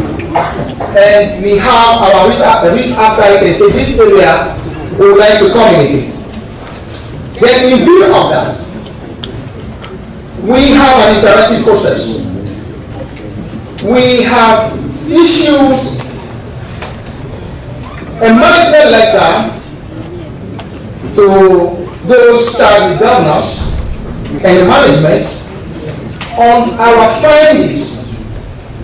I think it's very important that I explain something here. confused a little bit about using the management letter issue as a basis of an opinion. Yes, you may be right, but you need to understand that the standard was clear, or the standard is clear. It is what? Communicating deficiency in the internal control to those charged with what? Governance, so that they can now tight those weaknesses in order for them to have a very good financial report. But when it becomes necessary that the deficiency identified in internal control becomes so material and very pervasive, the auditor has the right to use them as a basis of what? Opinion. Then people believe that anytime there is a deficiency, use it as a basis of qualification. When you do that, you will qualify every financial statement in the whole world. That should be clear. Then we came out again this year with 5 findings, because we recommended last year a lot of things for the system to be a little bit tight. And based on our assessment, we came out with another thing, and it will be continued until the system became perfect. One of the issues that we came out this time, which we believe will happen, is the migration, because we made it clear last year that the system has to move from manual recording of the transactions to an automated system, which the executive, the management have tried their best to work on. And by doing so, the system has been migrated from the manual record keeping to a QuickBook. Then we identify some deficiency or some mistakes, which during the audit process we communicated with what? Those child governors. We also raised another issue for the sake of transparency, that all the liability in the book should not be grouped in one particular account as account payable. We want to know who are those that you owe. Then this year you will see, last year we qualified the accounts on a basis principle, because liability were not reported in the book, or were not reported or disclosed appropriately. But this year, through the audit, we have made sure that what we have reflects the liability position of the association. Then that's why you can see during the pre-Congress issue came out, why the liability is so huge this time? Because last year it was not fully recognized. That's why we qualified the accounts. But this year it has been fully recognized. Then all the liability, we make sure that we don't have a grouping. Then we made another issue on the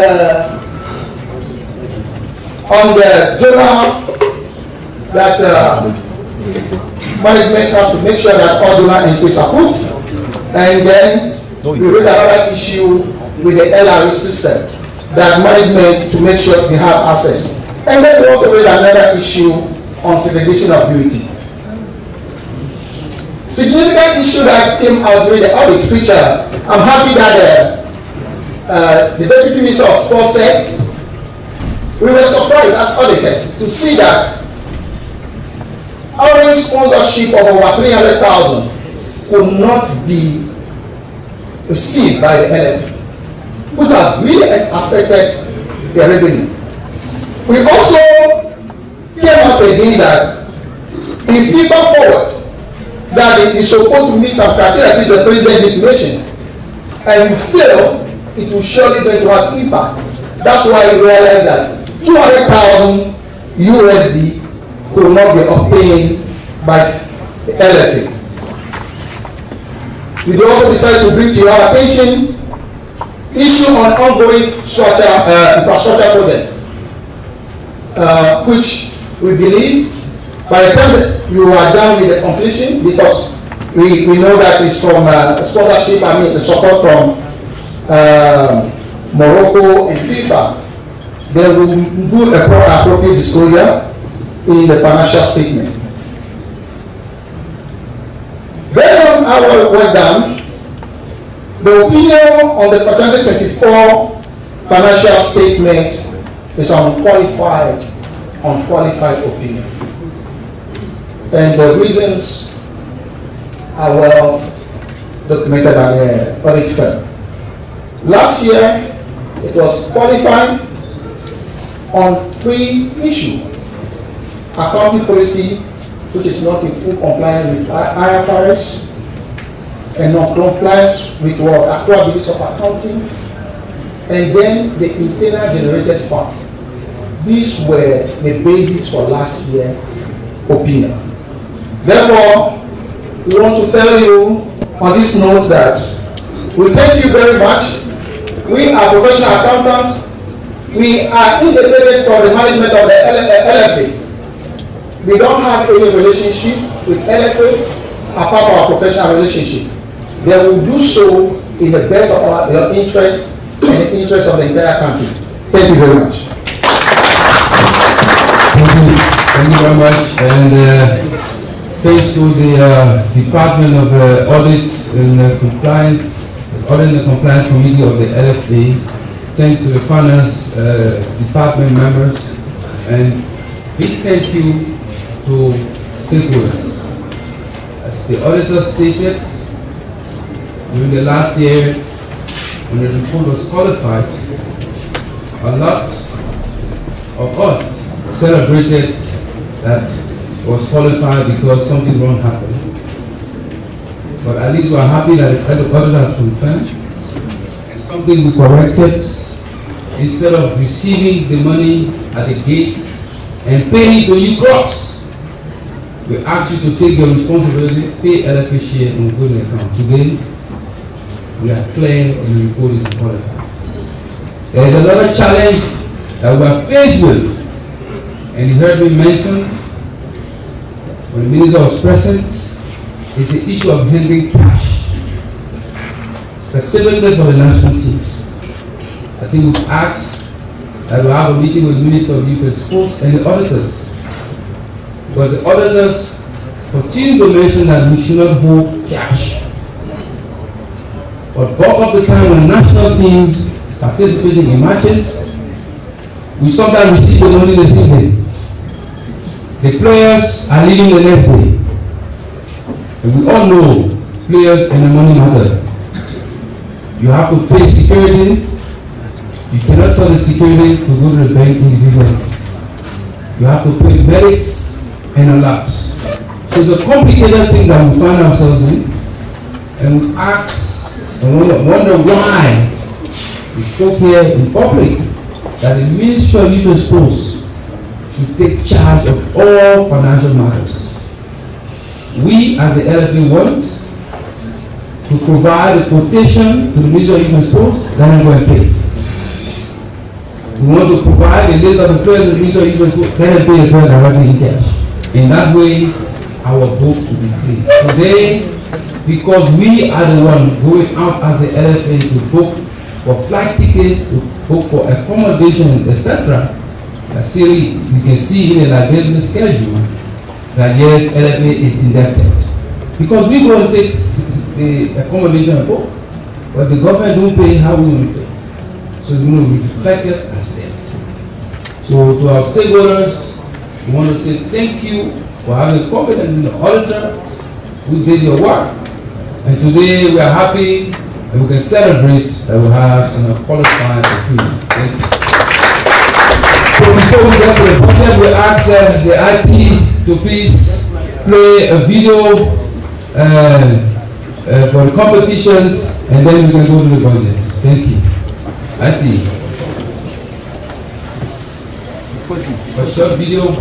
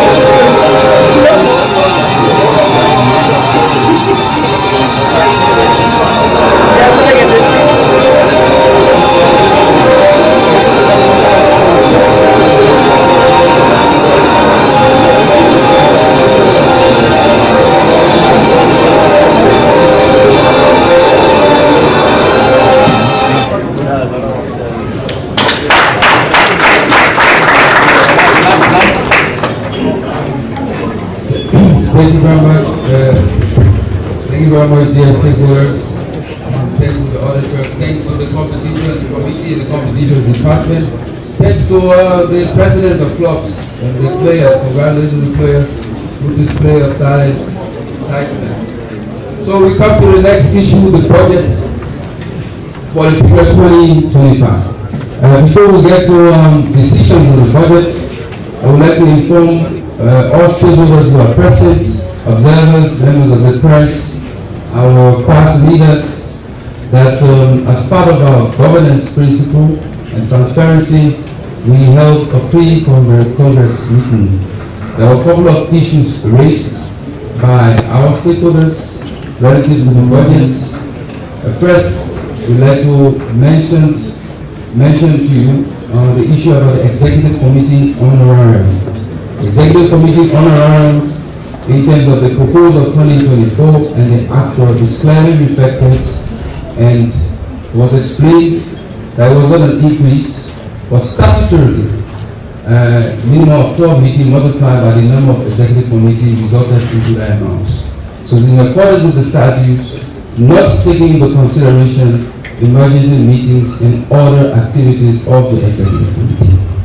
The issue of retention was also mentioned, and as per the validation in the financial reports and the auditor's reports, it is clear in terms of those communications surrounding the LFA headquarters. Also, it was also mentioned in listening to the auditors that you appointed and validated that we lost $200,000 US because we did not meet specific FIFA forward criteria. We are confident this year that we will bridge that gap. We are confident because we launched the first ever women's football under 17 league in Maryland County that concluded a couple of days ago. And congratulations and thanks to the chairman, Franklin Nam. We also commenced the first women's football under 15 league in Greater County, and we are confident that we will certainly get a difference of 100,000 through the FIFA for requirements. Let us also inform you that these criteria are attracted to unlock 50,000 per criteria. However, there are expenses that drive those activities resulting in unlocking the payments. It is not specific for women's football, but many have thought that the money generated through this criteria is intended for specific clubs. The LFA has continued to provide subventions to clubs as a means of supporting and subsidizing the additional huge expenses they experience during the period of the league. We remain assured and committed to providing those support. As stated by the Deputy Minister, there were people or individuals who supported and financed protests at the gates of Orange, creating chaos and misunderstanding relative to sponsorship contribution to clubs. Mind you, my dear clubs, there are people who do even own club or who even know what it costs to run a club, who others will use the instrument of division and financing to put the clubs to where you are today. The first division clubs lost a sponsorship of $70,000. The second division women clubs lost $3,000 each. While we were working to increase the amount, there were some of us who were working to cancel it. We got building up with the confidence and aggressive work done by our first vice president, second vice president, and our marketing team. We are convinced that we are going to reinstate the sponsor. We had a meeting with Orange about a week ago, and the discussions were positive. It is now upon you as clubs. When people are crying that a lion is eating our children or killing our sheep, do not overlook it. Come and rescue. When armed robbers is knocking at the door of the neighbor, go and support, because tomorrow they will knock on the doors. What we need to do is to stand together, prevent individuals, unscrupulous individuals, who don't own the club, who don't understand how to run the club, to avoid of engaging with our partners to stop them. There are elements of division. Angry young men who don't have jobs, who are not able to have working areas or permanent jobs, or who are surrounded by controversies relative to financial malpractices, who always want to use these means to benefit from the leaders. With a guarantee that we will give additional sponsorship from our football. However, we want to inform you that getting this sponsorship, as not a financial person, I'm not, but I believe a lot of you are financial experts. The sponsorship will serve as income or revenue into the accounts of the LFA. The subventions and funding will get serve as revenue. And those revenue must be expensed through the provision of your contribution as clubs, in terms of sponsorship, contribution to share, in terms of running of the LFA, in terms of paying cash prizes, etc. Today, we have a different culture, but we realized that we have some individuals of division who intend to mislead our dear stakeholders, or those who contribute meaningfully to the development of football because of different motives. These individuals are nice, they overworked on the phone, by WhatsApp, pushing and asking other members not to vote. Out of ignorance and out of limitation, they were calling clubs who did not have the right to vote. It's just an evidence to show that some of these individuals are misdirected. Many people here are making sacrifices.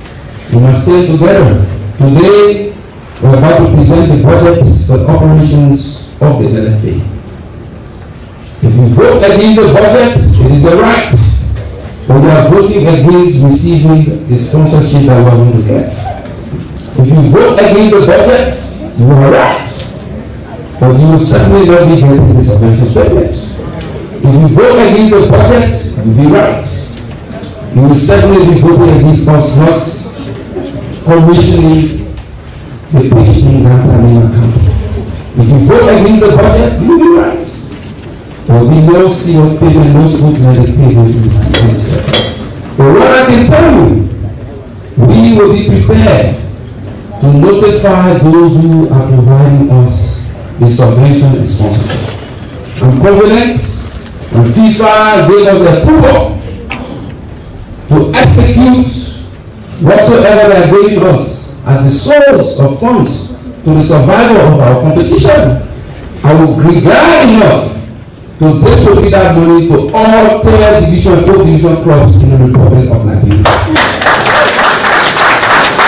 We must emphasize that the sacrifices we make today is in the interest of all. You have the right to vote, you have the right to reject. But mind you, during the period of running your team for the last 6 months, did you get a call? Did someone promise you that they will sponsor your team after the league? Did they provide that sponsorship? Did they provide that money? To those of you who are calling people to give them money to vote against the budget is a violation of the FIFA Code of Ethics. You can be subpoenaed and numbered to the Ministry of Justice in Liverpool. We'll pull down the call logs. The time is coming and we'll descend on you. We will have those records under the law. Will be banned from football for the period of 10 years. We'd like to inform you that we are one family. We are one family. We must understand that we all have rights. You have the right to come and exercise your right to vote, but you should not influence the decision of others to damage the success of the program or the opportunity for our grassroots boys and girls. Today you have the clubs.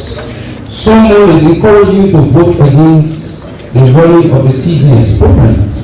Someone is telling you to vote against the running of the grassroots league. Someone is telling you to vote against the payment of match commissioners and referees. It is now left with you to make the decision to move our football forward or keep it where it is today. Members of Congress, Mr. General Secretary, scrutiny and please position yourself. The budget is hereby presented to you for a decision to vote on the budget for the period 2025 of the NFA. I thank you. Mr. General Secretary.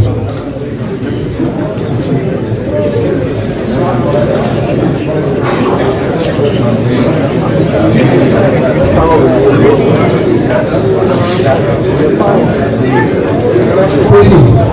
Mr. General Secretary, again advised by the Finance Committee Chairman, those who know about money matters, is to inform you that the budget presented to all members of Congress was submitted within the statutory period. At no point in time did the LFA receive a proposal from any member club to cut down any area and to add up to another area. Mr. General Secretary, did you receive any official communication from a club referencing a specific budget line to be reduced and added to another line? No, Mr. President. Thank you, Mr. General Secretary. As stated by the General Secretary, we did not receive such communication from any member. So we have presented and presenting to you the budget of around $5.7 million US, which includes income or projected income from sponsors, from the Ministry of Youth and Sports, for the national team, and from our partners. Thank you very much, Mr. General Secretary. We'll ask the scrutineers to get the position. We'll go by the roll call. Sure.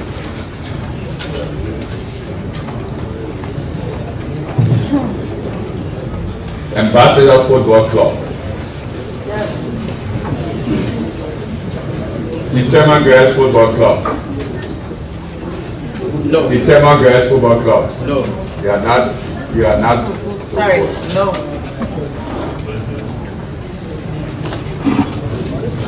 Earth Angels Football Club. Yes. Rabbi Angels Football Club. Yes.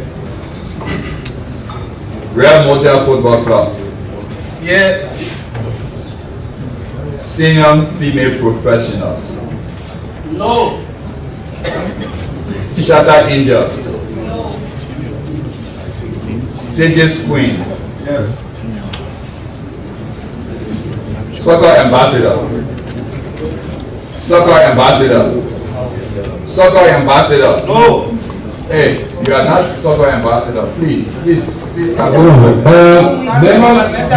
of Congress, if any other delegates attempt to answer the name of a delegate or member that you are not assigned to, you'll be sanctioned and removed from this hall immediately and sent to the Ethics Committee. This is not a joking matter. It is criminal in nature to announce that you are representing a delegate that you do not represent. You do not have the authority to speak because you are not the delegate assigned to Congress to participate in the voting. I hope you get it clear. Thank you. Soccer Ambassador. No. CC United Football Club. CC United. NPA Angles. Yes. Semira FC. Yes. Junior Professionals. No. Junior Professional. No. Philadelphia Lone Star. Philadelphia Lone Star.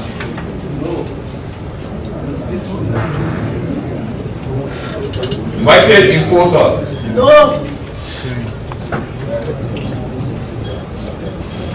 Garners Bay FC. Yes. Nima Kwado. Yes. Magimi FC. Magimi FC.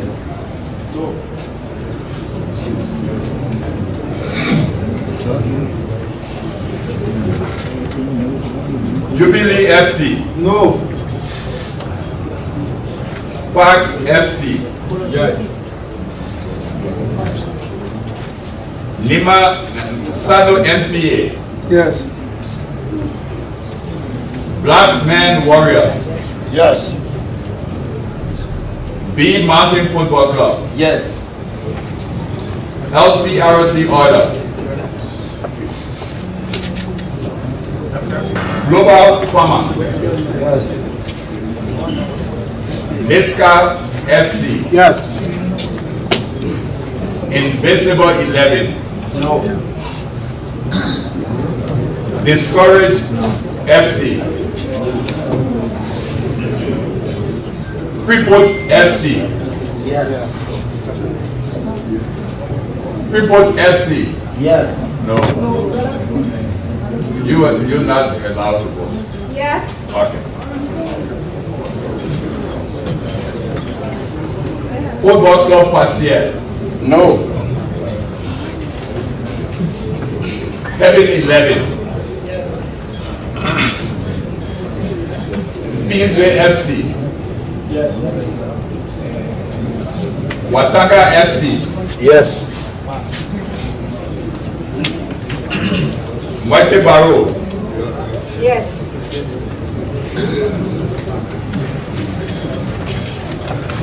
Beach Soccer. Yes. Nefra. Yes. Lefuka. Yes.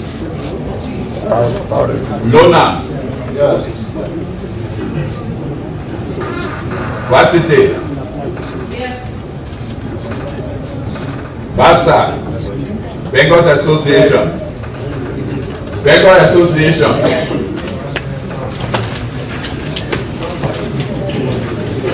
Thank you, Federers. We are with the school years to put together and validate the votes.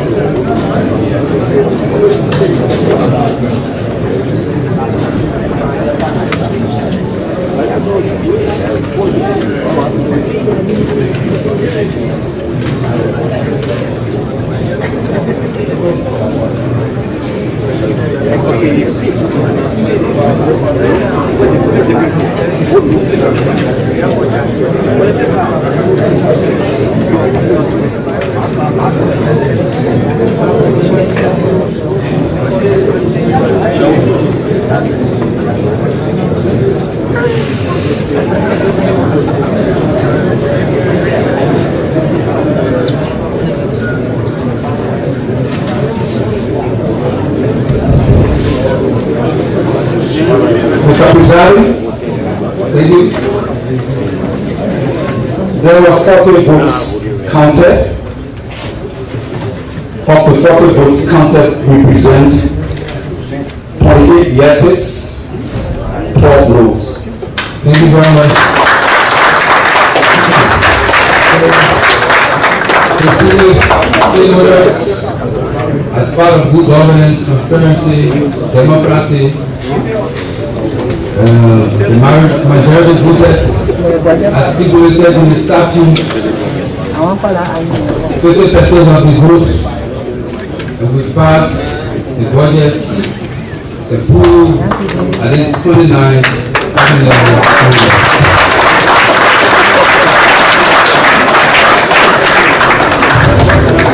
For the celebration Consideration of proposal of amendment to the statutes and regulation of the LFA. Thank you, Mr. General Secretary. Did we receive during the period any proposal to the amendment of the statutes? Yes, Mr. President. Can you please?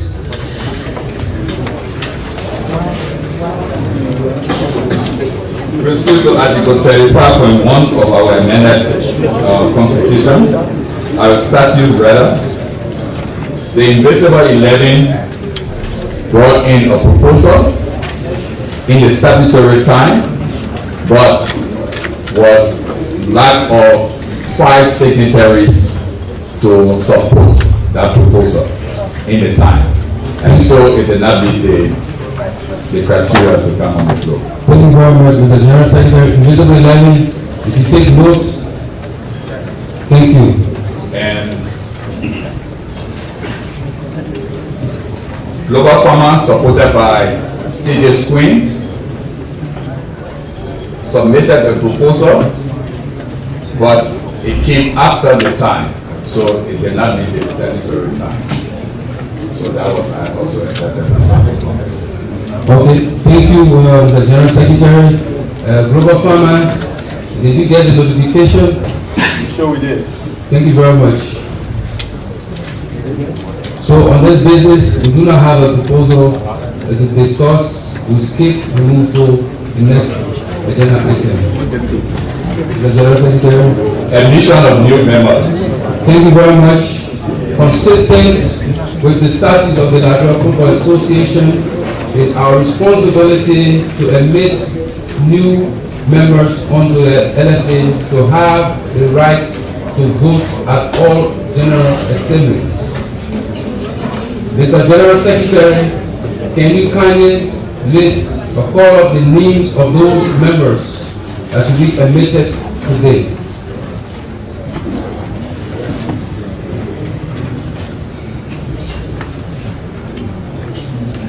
Bushra Queens. Bushra Queens. When you are called, can you please come forward? One person. One delegate. Bushra Queens, can you come forward? Gomba FC. Gomba Football Club of Lima County.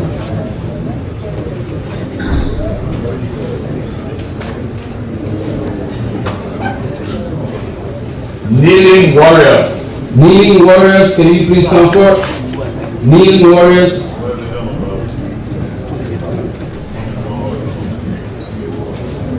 Downtown FC. Downtown FC.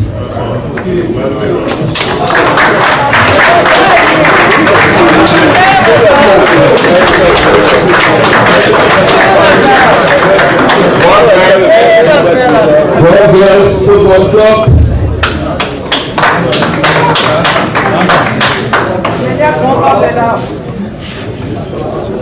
District 17. District 17 Football Club. Liberia Sports Medic Association. LISMA.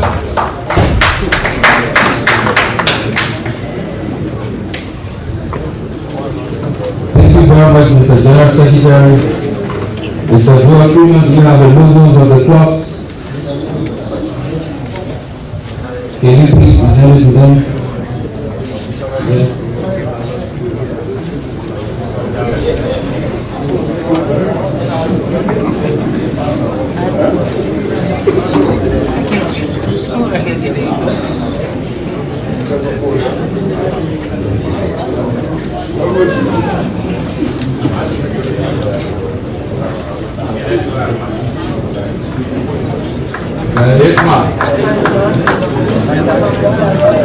Thank you very much.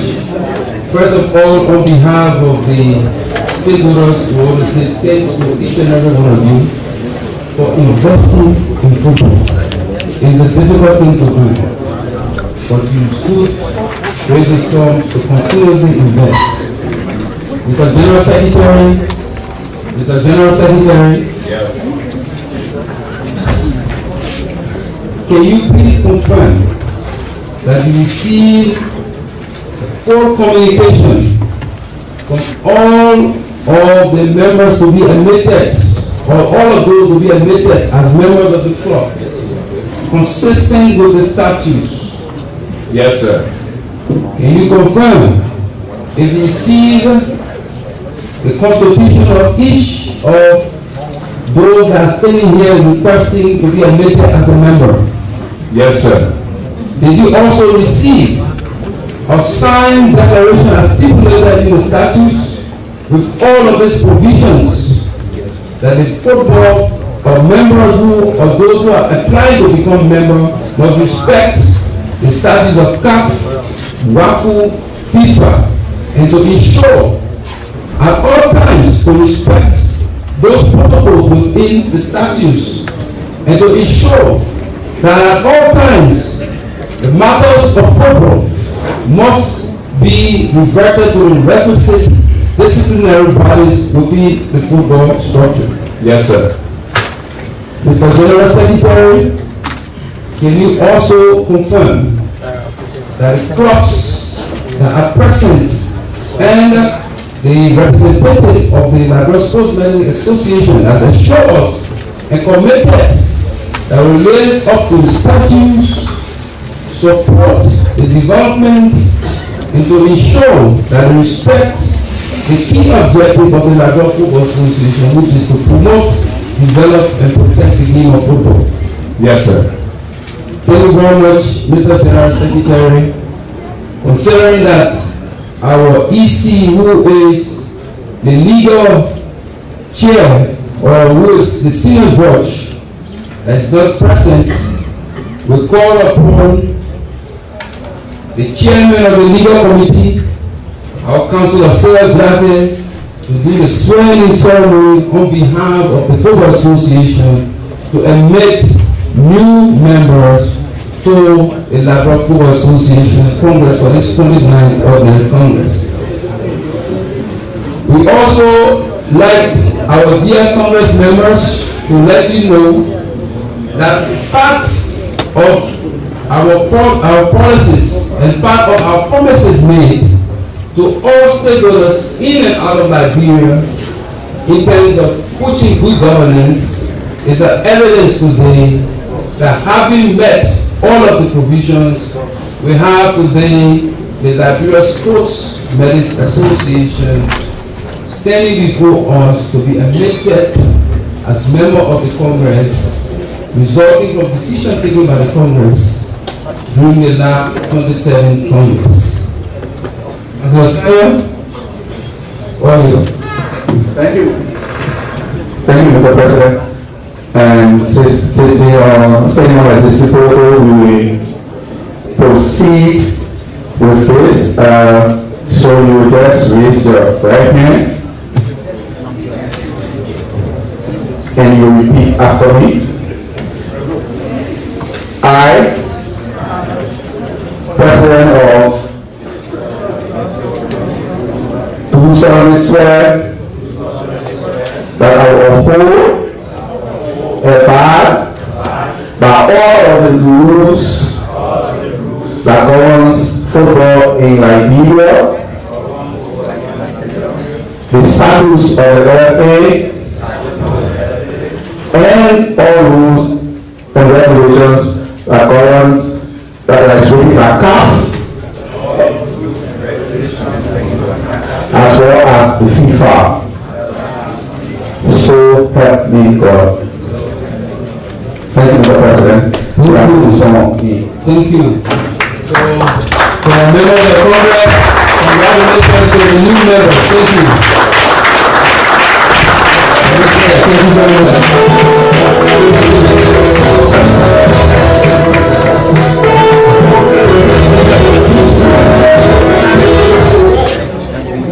Mr. General Secretary, proceed. Next on the agenda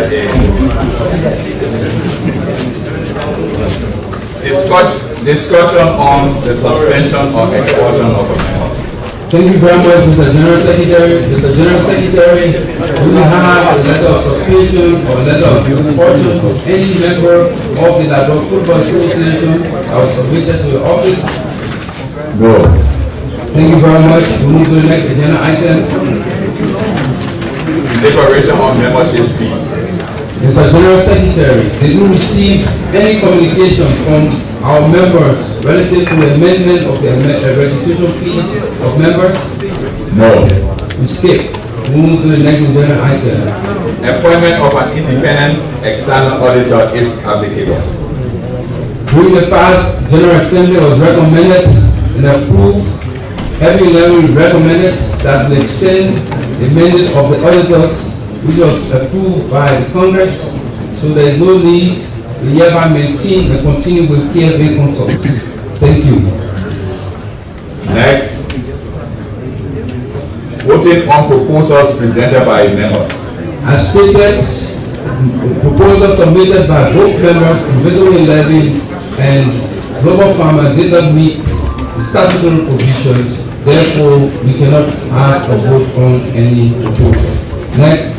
Elections of president, vice presidents, and executive members. As we are aware, there is currently no vacancy at the level of the executive committee of the Football Association, except we have, but there is none, so we move to the next. Electing the judicial and electoral bodies. As stipulated in the statutes and the provisions stated, the elections of the judicial body will take place in January 2026, where we decide on the review process of new members or to retain old members of the judicial bodies. So we skip that item. Discussion on dismissal of a person or body, if applicable. Did you receive any provision to discuss on dismissal of a body? No. Thank you very much. We skip. Next, adjournment. Thank you very much.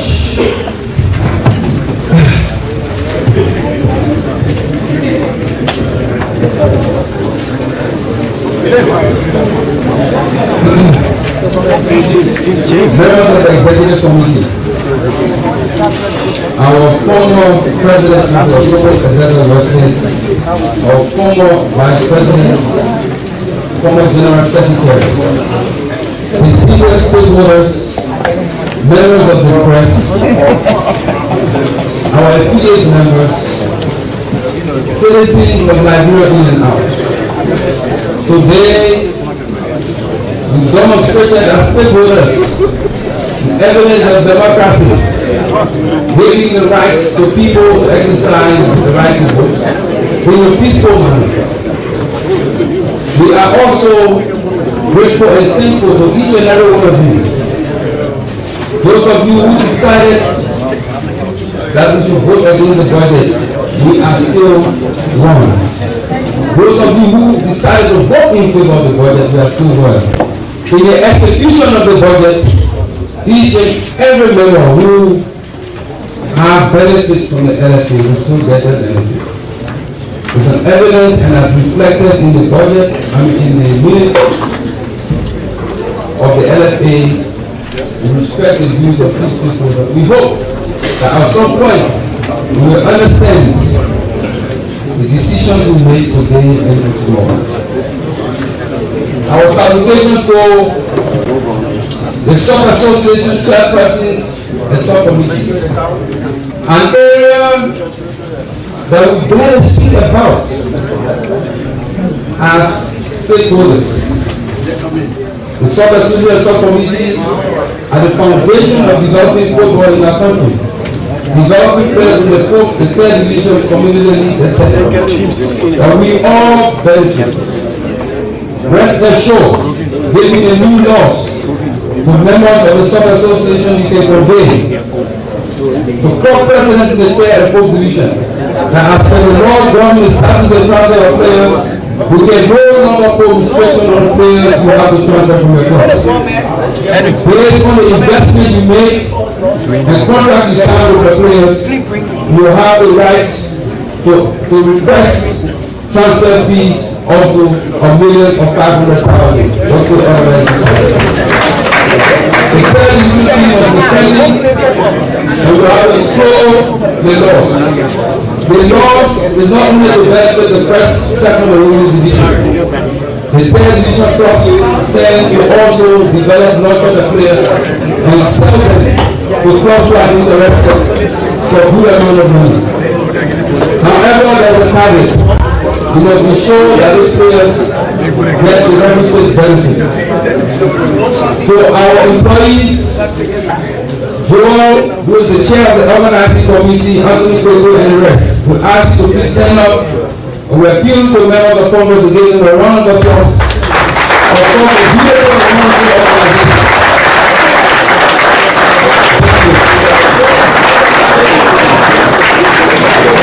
Employees of the NFL remain the number one priority and center and focus of our football because they are the engine. Let us also remember them whenever we are making these proposals to consider the increment in the salaries of the staff. We want to extend our thanks to national governments. We want to extend our thanks to the Security Committee, to our stewards. Today, the organizing committee introduced a new mechanism in the hosting of Congress. If you have participated in the FIFA Cup and other activities internationally, you will realize that the process introduced with the control headed by our second vice president who heads the Security Committee show that we are making great steps and moving forward. Members of Congress, I want to take my time to thank you. May God bless each and every one of us for the work we continue to do. We want to assure you that our door will remain open. Let us continue to remember football should be at the center of the pitch.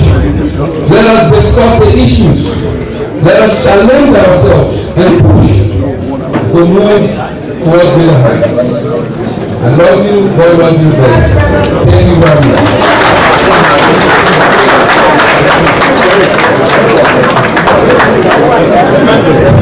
Okay, please be informed that we are going out there to do photos and also refreshment is out there under the canopy. The footballs in front of you are for you. Please enter the photos. Thank you. Committee members,